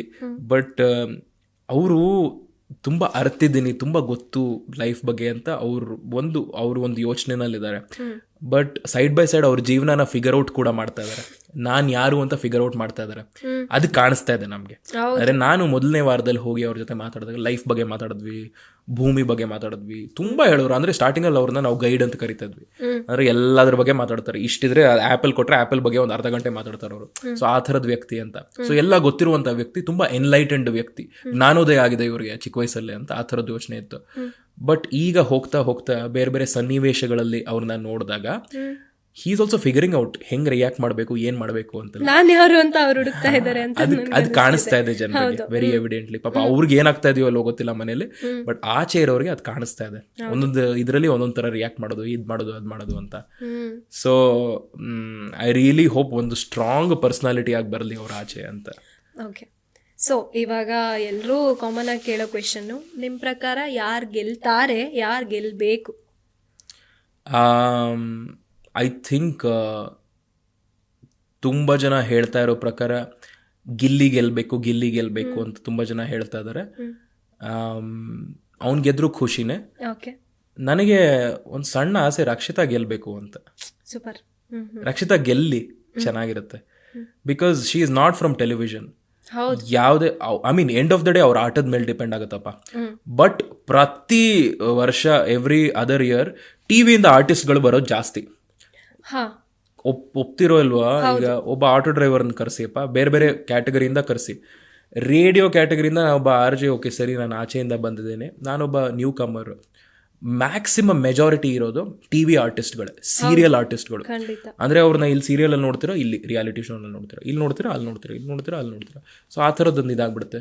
I am just saying give newcomers a chance. ಆ ಥರದಲ್ಲಿ ರಕ್ಷಿತಾ ನೋಡಿದಾಗ ಇಷ್ಟ ಆಗಿರ್ಬೋದು, ಇಷ್ಟ ಆಗದೇ ಇರ್ಬೋದು ನಿಮಗೆ, but she still a newcomer. ಅವ್ರಿಗೊಂದು ಒಳ್ಳೆ ಪ್ಲಾಟ್ಫಾರ್ಮ್ ಸಿಕ್ಕಿದೆ, ಅವ್ರು ಬೆಳೀತಾ ಇದ್ದಾರೆ ಅಷ್ಟೇ. ಅವ್ರು ಗೆದ್ದರೆ ತುಂಬ ಖುಷಿ ಆಗುತ್ತೆ ನನಗಂತೂ. ಆ್ಯಂಡ್ ಅದೊಂದು ಹೊಸ ಹೋಪ್ ತರಿಸುತ್ತೆ, ತುಂಬ ಜನರಲ್ಲಿ ಹೊಸ ಜೋಶ್ ಕೊಡಿಸುತ್ತೆ. ಈ ಹುಡುಗಿ ಹೋಗಿ ಗೆದ್ದಾಳೆ ಅಷ್ಟು ದೂರ, ಇಲ್ಲಿ ನಮ್ಮೂರಿಂದ ಬಂದಿದ್ದು ಅಷ್ಟು ದೂರ ಹೋಗಿ ಗೆದ್ದಾಳೆ ಮಂಗಳೂರು ಹುಡುಗಿ ಅಂದ ಒಂದು ಜೋಶ್ ಬರುತ್ತೆ, ನಾನು ಏನಾದರೂ ಮಾಡ್ಬೋದು ಅಂತ. ಒಂದೊಂದು ಒಳ್ಳೆ ಎಕ್ಸಾಂಪಲ್ ಕ್ರಿಯೇಟ್ ಆಗುತ್ತೆ ಆ ರಕ್ಷಿತಾ ಗೆಲ್ಲೋದು ನೋಡಿದಾಗ ಅಂತ. So I really hope she wins ಅಷ್ಟೇ. Yes, super. ಸೊ ಟಾಪ್ 5 ಅಂತ ಬಂದ್ರೆ ರಕ್ಷಿತಾ ಗಿಲ್ಲಿ, ಅಶ್ವಿನಿ ಗೌಡ. ಅಶ್ವಿನಿ ಗೌಡ ತುಂಬಾ ಸ್ಟ್ರಾಂಗ್ ಕಂಟೆಂಡರ್. ಅವ್ರು ಹೋದ್ರು ಹೋಗ್ಬಿಡ್ಬೋದು, ಗೆಲ್ಬೋದು ಅವರು. ಯು ನೆವರ್ ನೋ ಹೆಂಗ್ ವರ್ಕೌಟ್ ಆಗುತ್ತೆ ಅಂತ. ಬಿಕಾಸ್ ಪರ್ಸನಾಲಿಟಿಗಳು ನೆಗೆಟಿವ್ ಶೇಡಲ್ಲಿ ಹೋಗ್ತಾ ಇರುತ್ತೆ. ಸಡನ್ ಆಗಿ ಪಟ್ ಅಂತ ತಿರುಗಿಸ್ಬಿಟ್ಟು ಅದು ಪಾಸಿಟಿವ್ ಶೇಡ್ ಹೋಗ್ಬಿಟ್ರೆ ಜನರಿಗೆ ಇಷ್ಟ ಆಗ್ಬಿಡುತ್ತೆ. So for all you know, ಇನ್ನೊಂದು 2 ವಾರದಲ್ಲಿ ಅವ್ರು ಮಾಡುವಂತ ಯಾವುದೋ ಒಂದು ಕೆಲಸದಿಂದ ಜನರಿಗೆ ಇಷ್ಟ ಆಗಕ್ಕೆ ಶುರು ಆಗ್ಬೋದು, ಒಲವು ಬೆಳಿಬೋದು. ನೆಕ್ಸ್ಟ್ ಮಂತಲ್ಲಿ they will all love her. So ಹಂಗೂ ಆಗಬಹುದು ಅಂತ ಪಾತ್ರಗಳು ಅಷ್ಟೇ ಇದರಲ್ಲಿ. So I think Gilli, Rakshita, Ashwini Gowda, cockroach Sudhi and mutant Raghu, 5 ಜನ. ಇವ್ರು 5 ಜನರಲ್ಲಿ ಯಾರಾದ್ರೂ ಒಬ್ರಿಗೆ ಒಂದು ಹೋಪ್ ಇದೆ ಅನ್ಸುತ್ತೆ ನನಗೆ. ರಕ್ಷಿತಾ ಗೆಲ್ಲಿ. ಎಸ್, ರಕ್ಷಿತಾ ಗೆಲ್ಲಿ ಅಂತ ಅಮಿತ್ ಆಸೆ. ಓಕೆ, ಅಮಿತ್ ಆಸೆ ಅಂತ ಈ ಗೇಮ್ ಹೆಸರು ಓಕೆನಾ? ನಾನೇ ಹೊಸದಾಗಿ ಕ್ರಿಯೇಟ್ ಮಾಡಿದ್ದೆ. ಅಂದ್ರೆ ನಾನು ಕೆಲವು ವ್ಯಕ್ತಿಗಳು ಹೆಸರು ಮತ್ತೆ ಸಿಚುವೇಶನ್ ಹೇಳ್ತೀನಿ. ಆ ಟೈಮಲ್ಲಿ ನಿಮ್ಗೆ ಏನೋ ಒಂದು ಮಾಡ್ಬೇಕಂತ ಆಸೆ, ಅದನ್ನ ಹೇಳ್ಬೇಕು. ಕರಿಬಸಪ್ಪ ಅವ್ರಿಗೆ ಏನ್ ಹೇಳ್ಬೇಕು ಅಥವಾ ಏನ್ ಮಾಡ್ಬೇಕು ಅನ್ಸುತ್ತೆ ಅವ್ರ ಕಣ್ಮುಂದೆ ಇದ್ದಾಗ? ಏನ್ ಮಾಡಿಸ್ಬೇಕು ಅಂತನಾ? ನಿಮ್ಗೆ ಲೈಕ್ ಕೋಪದಿಂದ ಆಗಿರ್ಬೋದು, ಇಷ್ಟದಿಂದ ಆಗಿರ್ಬೋದು, what ever. I think Karibasappa ಅವ್ರನ್ನ ಆ ಬಿಗ್ ಬಾಸ್ ಮನೆ ಒಳಗೆ ಗೆಸ್ಟ್ ಆಗಿ ಕರೆಸ್ಬಿಟ್ಟು ಎಲ್ರ ಮುಂದೆ 3 ಅವರ್ ಭಾಷಣ ಲೈಫ್ ಬಗ್ಗೆ. ಲೈಫ್ ಜೀವನ ಎಂದರೇನು, ನಾನೇ ಹೇಳ್ತೀನಿ ಪ್ರಶ್ನೆಗಳು. ಹಸಿವು ಎಂದರೇನು, ಆಮೇಲೆ ಅವ್ರು ಎಂಟ್ರ್ ಆದಾಗ ಟೈಗರ್ ಬಂತು, ಟೈಗರ್ ಅದೆಲ್ಲ ಎಂಟ್ರಿ. ಅಂಡ್ ಎಲ್ರೂ ಆಡಿಯನ್ಸ್ ಸೀಟಲ್ಲಿ ಕೂಡಿಸ್ಬಿಟ್ಟು 3 ಅವರ್ ಭಾಷಣ ಕರಿಬಸಪ್ಪ ಅವ್ರು ಕೊಡಬೇಕು. ಲೈಫು, ಹಸಿವು, ಇದ್ರ ಬಗ್ಗೆ ಜನ ಕೇಳಿಸ್ಕೊಳ್ಳೇಬೇಕು. ಇದು ನೋಡೋದು ಖುಷಿ ನಂಗೆ. ಓಕೆ, ಬಿಗ್ ಬಾಸ್ ಎಡಿಟರ್ಸ್ ನಿಮ್ ಕಣ್ಮುಂದೆ ಇದ್ದಾರೆ, ಏನ್ ಹೇಳ್ತೀರಾ, ಏನ್ ಮಾಡ್ತೀರಾ? ಬಿಗ್ ಬಾಸ್ ಎಡಿಟರ್ಸ್ ಕಾಲಿಗೆ ಬಿದ್ದು ಥ್ಯಾಂಕ್ ಯು ಅಂತ ಹೇಳ್ತೀನಿ ಅಷ್ಟೇ. ಏನು ವಿ ಕಾಂಟ್, ಅದು ಅವ್ರವ್ರ ಆಯ್ಕೆ ಪ್ರಕಾರ ಆ ಕಾಲ್ ತಗೊಂತಾರೆ ಅವರು. ಸ್ಟಾರ್ಟಿಂಗಲ್ಲಿ ಬೇಜಾರಾಯ್ತು, ನೋವಿತ್ತು, ನೋವಲ್ಲಿ ಕೋಪದಲ್ಲಿ ನಾನು ಬೈದ್ಬಿಡ್ತೀನಿ. But end of the day ಅವ್ರ ಶೋ ಅಲ್ವಾ, ಅವರೇ ನಮ್ಮನ್ನು ಕರೆಸೋದು, ಅವರೇ ನಮ್ಗೊಂದು ಅವಕಾಶ ಕೊಡೋದು. ಸೊ ಅವ್ರು ಆಯ್ಕೆ ಮಾಡ್ಕೊತಾರೆ ಏನು ಹೋಗುತ್ತೆ ಏನು ಹೋಗಲ್ಲ ಅಂತ. ನಮ್ದು ಏನಿದೆ ಅದರಲ್ಲಿ, ನಾವು ಹೋಗಿ ಎಷ್ಟಾಗುತ್ತೋ ಅಷ್ಟು ಆ ಸಿಚುವೇಶನ್ಗೆ ನಮ್ಗೆ ಎಷ್ಟಾಗುತ್ತೋ ಅಷ್ಟು ಕೊಟ್ಟು ಬರೋದು ಅಷ್ಟೇ. ಸೊ ಮುಂಚೆ ಇತ್ತು ಆ ನೋವೆಲ್ಲ ಇತ್ತು, ಇವರು ಈ ಥರ ಇವ್ರು ಆ ಥರ, ನಂಗೆ ಕೋಪ ಅಂತೆಲ್ಲ ಇತ್ತು. ಈಗ ಅದೆಲ್ಲ ಮೂವ್ ಆನ್ ಆಗ್ಬಿಡ್ತೀವಿ. ನಮ್ಮ ಲೈಫ್ ಇದೆ, ನಾವು ಮುಂದೆ ಹೋಗ್ಬೇಕು ಲೈಫಲ್ಲಿ, ನಾವು ಬೆಳಿಬೇಕು ಲೈಫಲ್ಲಿ. It's okay. ಒಂದು ಬಿಗ್ ಬಾಸ್ ಅನ್ನುವಂತಹ ಒಂದು ಆಪರ್ಚುನಿಟಿ ಬಂದು ಹೋಯ್ತು ಅಂದರೆ ಇಟ್ಸ್ ಓಕೆ. ಇನ್ನೊಂದು ಬಿಗ್ ಆಪರ್ಚುನಿಟಿ ಬರುತ್ತೆ. ಯಾರು ಹೇಳಿದ್ದು Bigg Boss is the biggest show ಅಂತ? ಲೈಫಲ್ಲಿ ಬೇರೆ ಬೇರೆ ಶೋಗಳು ಬರಬಹುದು, ಅಂದರೆ ಟಿವಿ ಶೋ ಅಲ್ಲ, ಲೈಫ್ ಅನ್ನೋದೇ ಒಂದು ಶೋ. ಯಾವಾಗ ಎಲ್ಲಿ ಬರುತ್ತೋ ಅಂತ ಗೊತ್ತಿಲ್ಲ, ಬರುತ್ತೆ ಮ್ಯಾಮ್, ಬಂದಾಗ ತೊಗೊಳೋಣ, ಚೆನ್ನಾಗಿ ಮಾಡೋಣ, ನೆಕ್ಸ್ಟ್ ಟೈಮ್ ಆಪರ್ಚುನಿಟಿ ಬಂದಾಗ ಇನ್ನೂ ಬೆಳೆಯೋಣ ಅಂತ. ಆ ಬೆಳೆಯೋದಕ್ಕೆ ಒಂದು ಕಿಚ್ ಕೊಟ್ಟಿದೆ ಈ ಕಾರ್ಯಕ್ರಮ. So I would love to thank everyone ನಂಗೊಂದು ಆಪರ್ಚುನಿಟಿ ಕೊಟ್ಟಿದ್ದಕ್ಕೆ, especially the editors. Great. Bigg Boss editors ಆಯ್ತಲ್ವಾ, ಕಿಚ್ಚ ಸುದೀಪ್ ಸರ್. ಓ, ಸುದೀಪ್ ಸರ್ ಸಿಕ್ಕಿದ್ರೆ ಏನಲ್ಲ ಅವ್ರ ಜೊತೆ ಒಂದು ಇದೆಲ್ಲ ಆಗುತ್ತೋ ಇಲ್ವೋ ಗೊತ್ತಿಲ್ಲ. I just want to have a drink with Sudeep sir, ಒಂದು ಆಸೆ ಅಷ್ಟೇ. ಅಂದರೆ ಐ ಡೋಂಟ್ ನೋ ಅವ್ರು ಕುಡಿತಾರೋ ಇಲ್ವೋ, ಅಭ್ಯಾಸ ಇದೆಯೋ ಇಲ್ವೋ ಗೊತ್ತಿಲ್ಲ. ಅಂದರೆ ಏನು ಫುಲ್ಲು ಡ್ರಂಕ್ ಎಲ್ಲ ಇಲ್ಲ, ಸುಮ್ಮನೆ ಒಂದು ಡ್ರಿಂಕ್, ಒಂದು ಚಿಯರ್ಸ್ ಮಾಡಿಬಿಟ್ಟು ಲೈಫ್ ಬಗ್ಗೆ ಮಾತಾಡಬೇಕು ಅವ್ರ ಜೊತೆ. ಸರ್ ನೀವು ಹೆಂಗೆ ನೋಡ್ತೀರಾ ಲೈಫು ಅಂತ, ಅಂದರೆ ಅವ್ರ ಲೈಫ್ ಫಿಲಾಸಫಿ ಏನು ಅಂತ ತಿಳ್ಕೊಳಕ್ಕೆ ಅಂತ. ನಾನು ಅದನ್ನು ತೊಗೊಂಡು ನಾನು ಹಂಗೆ ಇಂಪ್ಲಾಂಟ್ ಮಾಡಿ ನಾನು ಕಲ್ತ್ಕೊತೀನಿ ಅಂತಲ್ಲ, ತಿಳ್ಕೊಳೋ ಕುತೂಹಲ. ಒಂದು ಚೆನ್ನಾಗಿರೋ ಜಾಗದಲ್ಲಿ ಸುದೀಪ್ ಸರ್ ಜೊತೆ ಕೂತ್ಕೊಂಡು ಸುಮ್ಮನೆ ಚಿಯರ್ಸ್ ಸರ್ ಅಂತ ಹೇಳ್ಬಿಟ್ಟು ಆ ಡ್ರಿಂಕ್ ಸಿಪ್ ಮಾಡ್ತಾ ಸರ್ ಲೈಫ್ ಅಂತ ಬಂದಾಗ ನೀವೆಲ್ಲಿ ನಿಲ್ತೀರ, ವೇರ್ ಡು ಯು ಸ್ಟ್ಯಾಂಡ್, ಆ ಕಾನ್ವರ್ಸೇಷನ್ ಮಾಡಬೇಕು ಅಂತ ಆಸೆ ಇದೆ. ಗೊತ್ತಿಲ್ಲ ಅಷ್ಟೇ, ಮ್ಯಾನಿಫೆಸ್ಟೇಷನ್. ಸುದೀಪ್ ಸರ್ ಏನಾದ್ರು ಇಫ್ ಇನ್ ಕೇಸ್ ಇದನ್ನ ನೋಡಿದ್ರೆ ಆ ಆಸೆ ನೆರವೇರ್ಲಿ, ಹಂಗೆ ಆ ಆಪರ್ಚುನಿಟಿ ನನಗೂ ಸಿಗ್ಲಿ ಅಂತ ನೀವು ನಂಗೆ ವಿಶ್ ಮಾಡಿ. ಖಂಡಿತ ನಿಮಗೂ ಸಿಗ್ಲಿ ಆಪರ್ಚುನಿಟಿ. ಓಕೆ, ನಿಮ್ಮ ಫೇವ್ರೆಟ್ ಕಂಟೆಸ್ಟೆಂಟ್ಗೆ ಒಂದು ಮೆಸೇಜ್ ರಕ್ಷಿತಾಗೆ ಅನ್ಸುತ್ತೆ ಅಲ್ಲ? ಹಾಂ, ಓಕೆ, ಮೇ ಬಿ ಒಂದು ಮೆಸೇಜ್ ಇಲ್ಲಿಂದ ನೀವು ಹೇಳ್ತೀರಾ? ರಕ್ಷಿತಾಗ ಒಂದು ಮೆಸೇಜ್ ಕೊಡಬೇಕು ಅಂದರೆ ಐ ಥಿಂಕ್ ಚೆನ್ನಾಗಿ ಆಡ್ತಿದ್ಯಾ, ಆಟ ಆಡು, ಯಾರು ಏನೇ ಹೇಳಿದ್ರು ನಮ್ಮ ಮನೆ ದೋಸೆ ಥರನೇ ಇರುತ್ತೆ, ಅವ್ರ ಮನೆ ದೋಸೆನೂ ತೂತೆ, ಅರ್ಥ ಮಾಡ್ಕೊ. ನಮ್ಮದು ಕಮ್ಮಿ ನಮ್ಮದು ಜಾಸ್ತಿ ಅಂತ ಕಂಪೇರ್ ಮಾಡ್ತಾರೆ, ಕ್ಯಾಟಗರೈಸ್ ಮಾಡ್ತಾರೆ, ಅದನ್ನು ಸೀರಿಯಸ್ ಆಗಿ ತೊಗೊಳಕ್ಕೆ ಹೋಗಬೇಡ. ಯಾಕಂದರೆ ಆ ಕಂಪ್ಯಾರಿಸನಲ್ಲಿ, ಜನರ ಕಂಪ್ಯಾರಿಸನಲ್ಲಿ ನೀನೇ ಹೆಚ್ಚು, ನೀನೇ ಜಾಸ್ತಿ. ಸೊ ನಿನಗೆ ಜಾಸ್ತಿ ಶೇರ್ಸ್ ಇರೋದು ಜನರ ಪ್ರೀತಿ ಅಂತ ಬಂದಾಗ ನೀನೇನು ತಲೆ ಕೆಡಿಸ್ಕೋಬೇಡ, ಚೆನ್ನಾಗಾಡು, ಗೆದ್ದು ಬಾ ಅಂತ. ಸೂಪರ್. ಓಕೆ, ನೀವು ಹೇಟ್ ಮಾಡೋ ಕಂಟೆಸ್ಟೆಂಟ್ಗೆ ಏನು ಹೇಳ್ತೀರಾ? ಹೇಟ್ ಯಾರನ್ನು ದ್ವೇಷಿಸಲ್ಲ. ಹೇಟ್ ಅಂದ್ರೆ ಯಪ್ಪ ಸಾಕಪ್ಪ ಆ ಥರ ಅನ್ಸೋರಾದ್ರೂ ಆಗಿರ್ಬೋದು. I think maybe Ashwini Gowda ಅವ್ರಿಗೆ I would only want to say ಬೇರೆ ಬೇರೆ ಆ್ಯಂಗಲಲ್ಲೂ ಕಾಣಿಸ್ಕೊಳ್ಳಿ ಅಂತ. ಮೇ ಬಿ ಲವ್ ಆ್ಯಂಗಲಲ್ಲಿ ಕಾಣಿಸ್ಕೊಳ್ಳಿ, ಹೆಂಗಿರುತ್ತೆ ಅಂತ ಹೌದು, ಇಮ್ಯಾಜಿನ್ ಮಾಡಿ. ಅವರೇ ಹೇಳ್ತಾರೆ ಕಂಟೆಂಟ್ ಇಲ್ಲ, ಏನು ಇಲ್ಲ, ಏನಾದ್ರೂ ಕೊಡೋಣ ಅಂತ ಗೆಜ್ಜೆ ಹಿಡ್ಕೊಂಡು ಅಲ್ಲಾಡಿಸ್ತೆ ಅಂತ. ಸೊ ಏನಾದ್ರೂ ಟ್ರೈ ಮಾಡ್ಬೋದು. ಜಗಳ ಬಿಟ್ಟು ಬೇರೆ ಕಾಂಟೆಂಟ್ ಇದ್ರೆ ಹೆಂಗಿರುತ್ತೆ ಅಂತ. ಅಂದ್ರೆ ಅಶ್ವಿನಿ ಗೌಡ ಅವರು ಆ ಒಂದು ಆಂಗಲ್ ಇದ್ರು ಹೆಂಗಿರುತ್ತೆ ಆ ಮನೆಯಲ್ಲಿ ಅಂತ. ಬಿಕಾಸ್ ಅವರೆಲ್ಲ ಪಾತ್ರಗಳಷ್ಟೇ, ನಾವು ಕುತ್ಕೊಂಡು ನೋಡ್ತಾ ಇದೀವಪ್ಪ. ಸೊ ಹಂಗೆ ಕಾಣಿಸ್ಕೊಂಡ್ರೆ ಹೆಂಗಿರುತ್ತೆ ಅಂತ ಅಷ್ಟೇ, ಆ ಒಂದು ಅಡ್ವೈಸ್. ಆ ಜಾನರ್ ಬಿಟ್ಟು ಮಾಸ್ ಅಂದ್ರೆ ಫೈಟ್ ಜಾನರ್ ಬಿಟ್ಟು ಬೇರೆ ಜಾನರ್ ಅಲ್ಲೂ ಕಾಣಿಸ್ಕೊಳ್ಳಿ, ಚೆನ್ನಾಗಿರುತ್ತೆ ಅಂತ. ಸೊ ಓಕೆ, ಫೈನಲಿ ಸೊ ನಮ್ಮ ಆಡಿಯನ್ಸ್ಗೆ ಏನು ಹೇಳ್ತೀರಾ? ಅಂದರೆ ನನ್ನ ಉದ್ದೇಶ ಏನಾಗಿತ್ತು, ಲೈಕ್ ನೀವು ಒಬ್ಬರು RJ ಆ್ಯಂಡ್ ನಿಮಗೆ ಆ ಬಿಗ್ ಬಾಸ್ ಅನ್ನೋವಂಥ ಒಂದು ಆಪರ್ಚುನಿಟಿ ಸಿಕ್ಕಿದೆ ಅಂದರೆ ಇಟ್ ಈಸ್ ನಾಟ್ ಈಸಿ ಅಲ್ವಾ? ಸೊ ಯಾರ್ಯಾರಿಗೆ ಏನೋ ಒಂದು ಆಸೆ ಇರುತ್ತೆ, ನಾನು ಏನು ಮಾಡಬಹುದು, ನನಗೇನೋ ಒಂದು ಟ್ಯಾಲೆಂಟ್ ಇದೆ ಅನ್ನೋರಿಗೆ ನಿಮ್ಮಿಂದ ಒಂದು ಮೆಸೇಜ್ ಬೇಕಿತ್ತು, ಅದು ಸಿಕ್ತು ಅಂತ ನಾನು ಭಾವಿಸ್ತೀನಿ. ಖಂಡಿತ, absolutely. First of all thank you so much, ನನ್ನನ್ನು ಈ ಒಂದು ಸಂದರ್ಶನಕ್ಕೆ ಇನ್ವೈಟ್ ಮಾಡಿದ್ದು ತುಂಬಾ ಖುಷಿ ಆಯ್ತು. ನಿಜವಾಗ್ಲೂ ನೀವು ಬಂದು ಇಷ್ಟೆಲ್ಲ ನಮ್ಮ ಜೊತೆ ಕೂತು ಮಾತಾಡಿದ್ದು ನಮಗೂ ತುಂಬಾ ಖುಷಿ ಆಯ್ತು. Thank you so much. And ಇದೇ ರೀತಿ ಬೇರೆ ಬೇರೆ ವೇದಿಕೆಗಳಲ್ಲಿ ಬೇರೆ ಬೇರೆ ಪ್ಲಾಟ್ಫಾರ್ಮ್ಗಳಲ್ಲಿ ಕಾಣಿಸ್ಕೊತೀನಿ, 100% ಕಾಣಿಸ್ಕೊಳ್ತೀನಿ. ಆ್ಯಂಡ್ ಐ ಥಿಂಕ್ ನನ್ನ ಲೈಫಿಂದ ನೀವು ಒಂದು ವಿಚಾರ ತಗೋಬೇಕು ಅಂತ ಬಂದಾಗ, ಎಷ್ಟೋ ಸಲ ಜೀವನ ದೊಡ್ಡ ಆಪರ್ಚುನಿಟಿಗಳು ಕೊಡುತ್ತೆ ಆ್ಯಂಡ್ ಅದು ವರ್ಕೌಟ್ ಆಗಲ್ಲ. ಸಡನ್ನಾಗಿ ನೀವು ಹಾರಬೇಕನ್ಸುತ್ತೆ ಆ್ಯಂಡ್ ಅದು ವರ್ಕೌಟ್ ಆಗಲ್ಲ. ಆಚೆಯಿಂದ ನೀವು ನೋಡಿದಾಗ ಇವ್ನು ಮಾತಾಡಿಲ್ಲ ಅನ್ಸಿರ್ಬೋದು, ನಾನು ಮಾತಾಡಿದೆ, ಬಟ್ ಆರ್ಗ್ಯುಮೆಂಟು ಅದು ಜಗಳ ಎಲ್ಲ ಸಪ್ರೇಟು. ಬಟ್ ಆಪರ್ಚುನಿಟಿ ಸಿಕ್ಕಿಲ್ಲ ಅಂದಮೇಲೆ, ಅದು ವೇಸ್ಟ್ ಆಯಿತು ಅಂದಮೇಲೆ ಅಲ್ಲೇ ಮುಗಿದೋಯ್ತು ಜೀವನ ಅಂತ ಮಾತ್ರ ಯೋಚನೆ ಮಾಡಬೇಡಿ. ಇನ್ನೊಂದು 20 ಬಂದೇ ಬರುತ್ತೆ, 100% ಬರುತ್ತೆ ಲೈಫಲ್ಲಿ. ಕಾಯಿರಿ, ವೇಟ್ ಮಾಡಿ, ಬ್ರೈಟರ್ ಡೇಸ್ ಅಹೆಡ್ ಅಷ್ಟೇ. ಸೊ ಎಸ್, ಸೊ ಎಷ್ಟೋ ಜನ ಯಂಗ್ ಟ್ಯಾಲೆಂಟ್ಸಿಗೆ ಒಂದು ಮೆಸೇಜ್ ಆಗಿರ್ಬೋದು, ಮುಂದೆ ಏನು ಮಾಡಬೇಕು ಏನು ಮಾಡಲ್ಲ ಅನ್ನೋ ಕನ್ಫ್ಯೂಷನಲ್ಲಿ ಇರೋರಿಗೆ ಒಂದು ರೀತಿಯಾಗಿ ಆನ್ಸರ್ಸ್ ಇರ್ಬೋದು. ಅಮಿತ್ ನಮಗೆ ಕೊಟ್ಟಿದ್ದಾರೆ. ಸೊ ಇಷ್ಟ ಆಗಿತ್ತು. Amit Bigg Boss contestant and RJ ಅಲ್ಲದೆ ಇರುವಂಥ ನಾರ್ಮಲ್ ಒಬ್ಬ ಅಮಿತ್ ಇದಾಗಿತ್ತು. Thank you so much. Thank you so much Gayathri ಅವರೇ, ಕರೆಯೋದಕ್ಕೆ ಥ್ಯಾಂಕ್ ಯು. ನಿಮಗೆ ಮಾಧ್ಯಮದಲ್ಲಿ ಕೆಲಸ ಮಾಡುವ ಆಸಕ್ತಿ ಇದೆಯಾ? ಹಾಗಾದ್ರೆ ಕರ್ನಾಟಕ ಟಿವಿ ಡಿಜಿಟಲ್ ಮೀಡಿಯಾದಲ್ಲಿದೆ ನಿಮಗೆ ಒಳ್ಳೆಯ ಅವಕಾಶ. ಆಯ್ಕೆಯಾದವರಿಗೆ ಉಚಿತ ತರಬೇತಿ ಕೊಡ್ತೀವಿ. ತರಬೇತಿ ನಂತರ ಕೆಲಸ ಮಾಡುವ ಅವಕಾಶನೂ ಕೊಡ್ತೀವಿ. ಈ ಕೂಡಲೇ ನಿಮ್ಮ ಮಾಹಿತಿಯನ್ನ ಮೇಲ್ ಮಾಡಿ.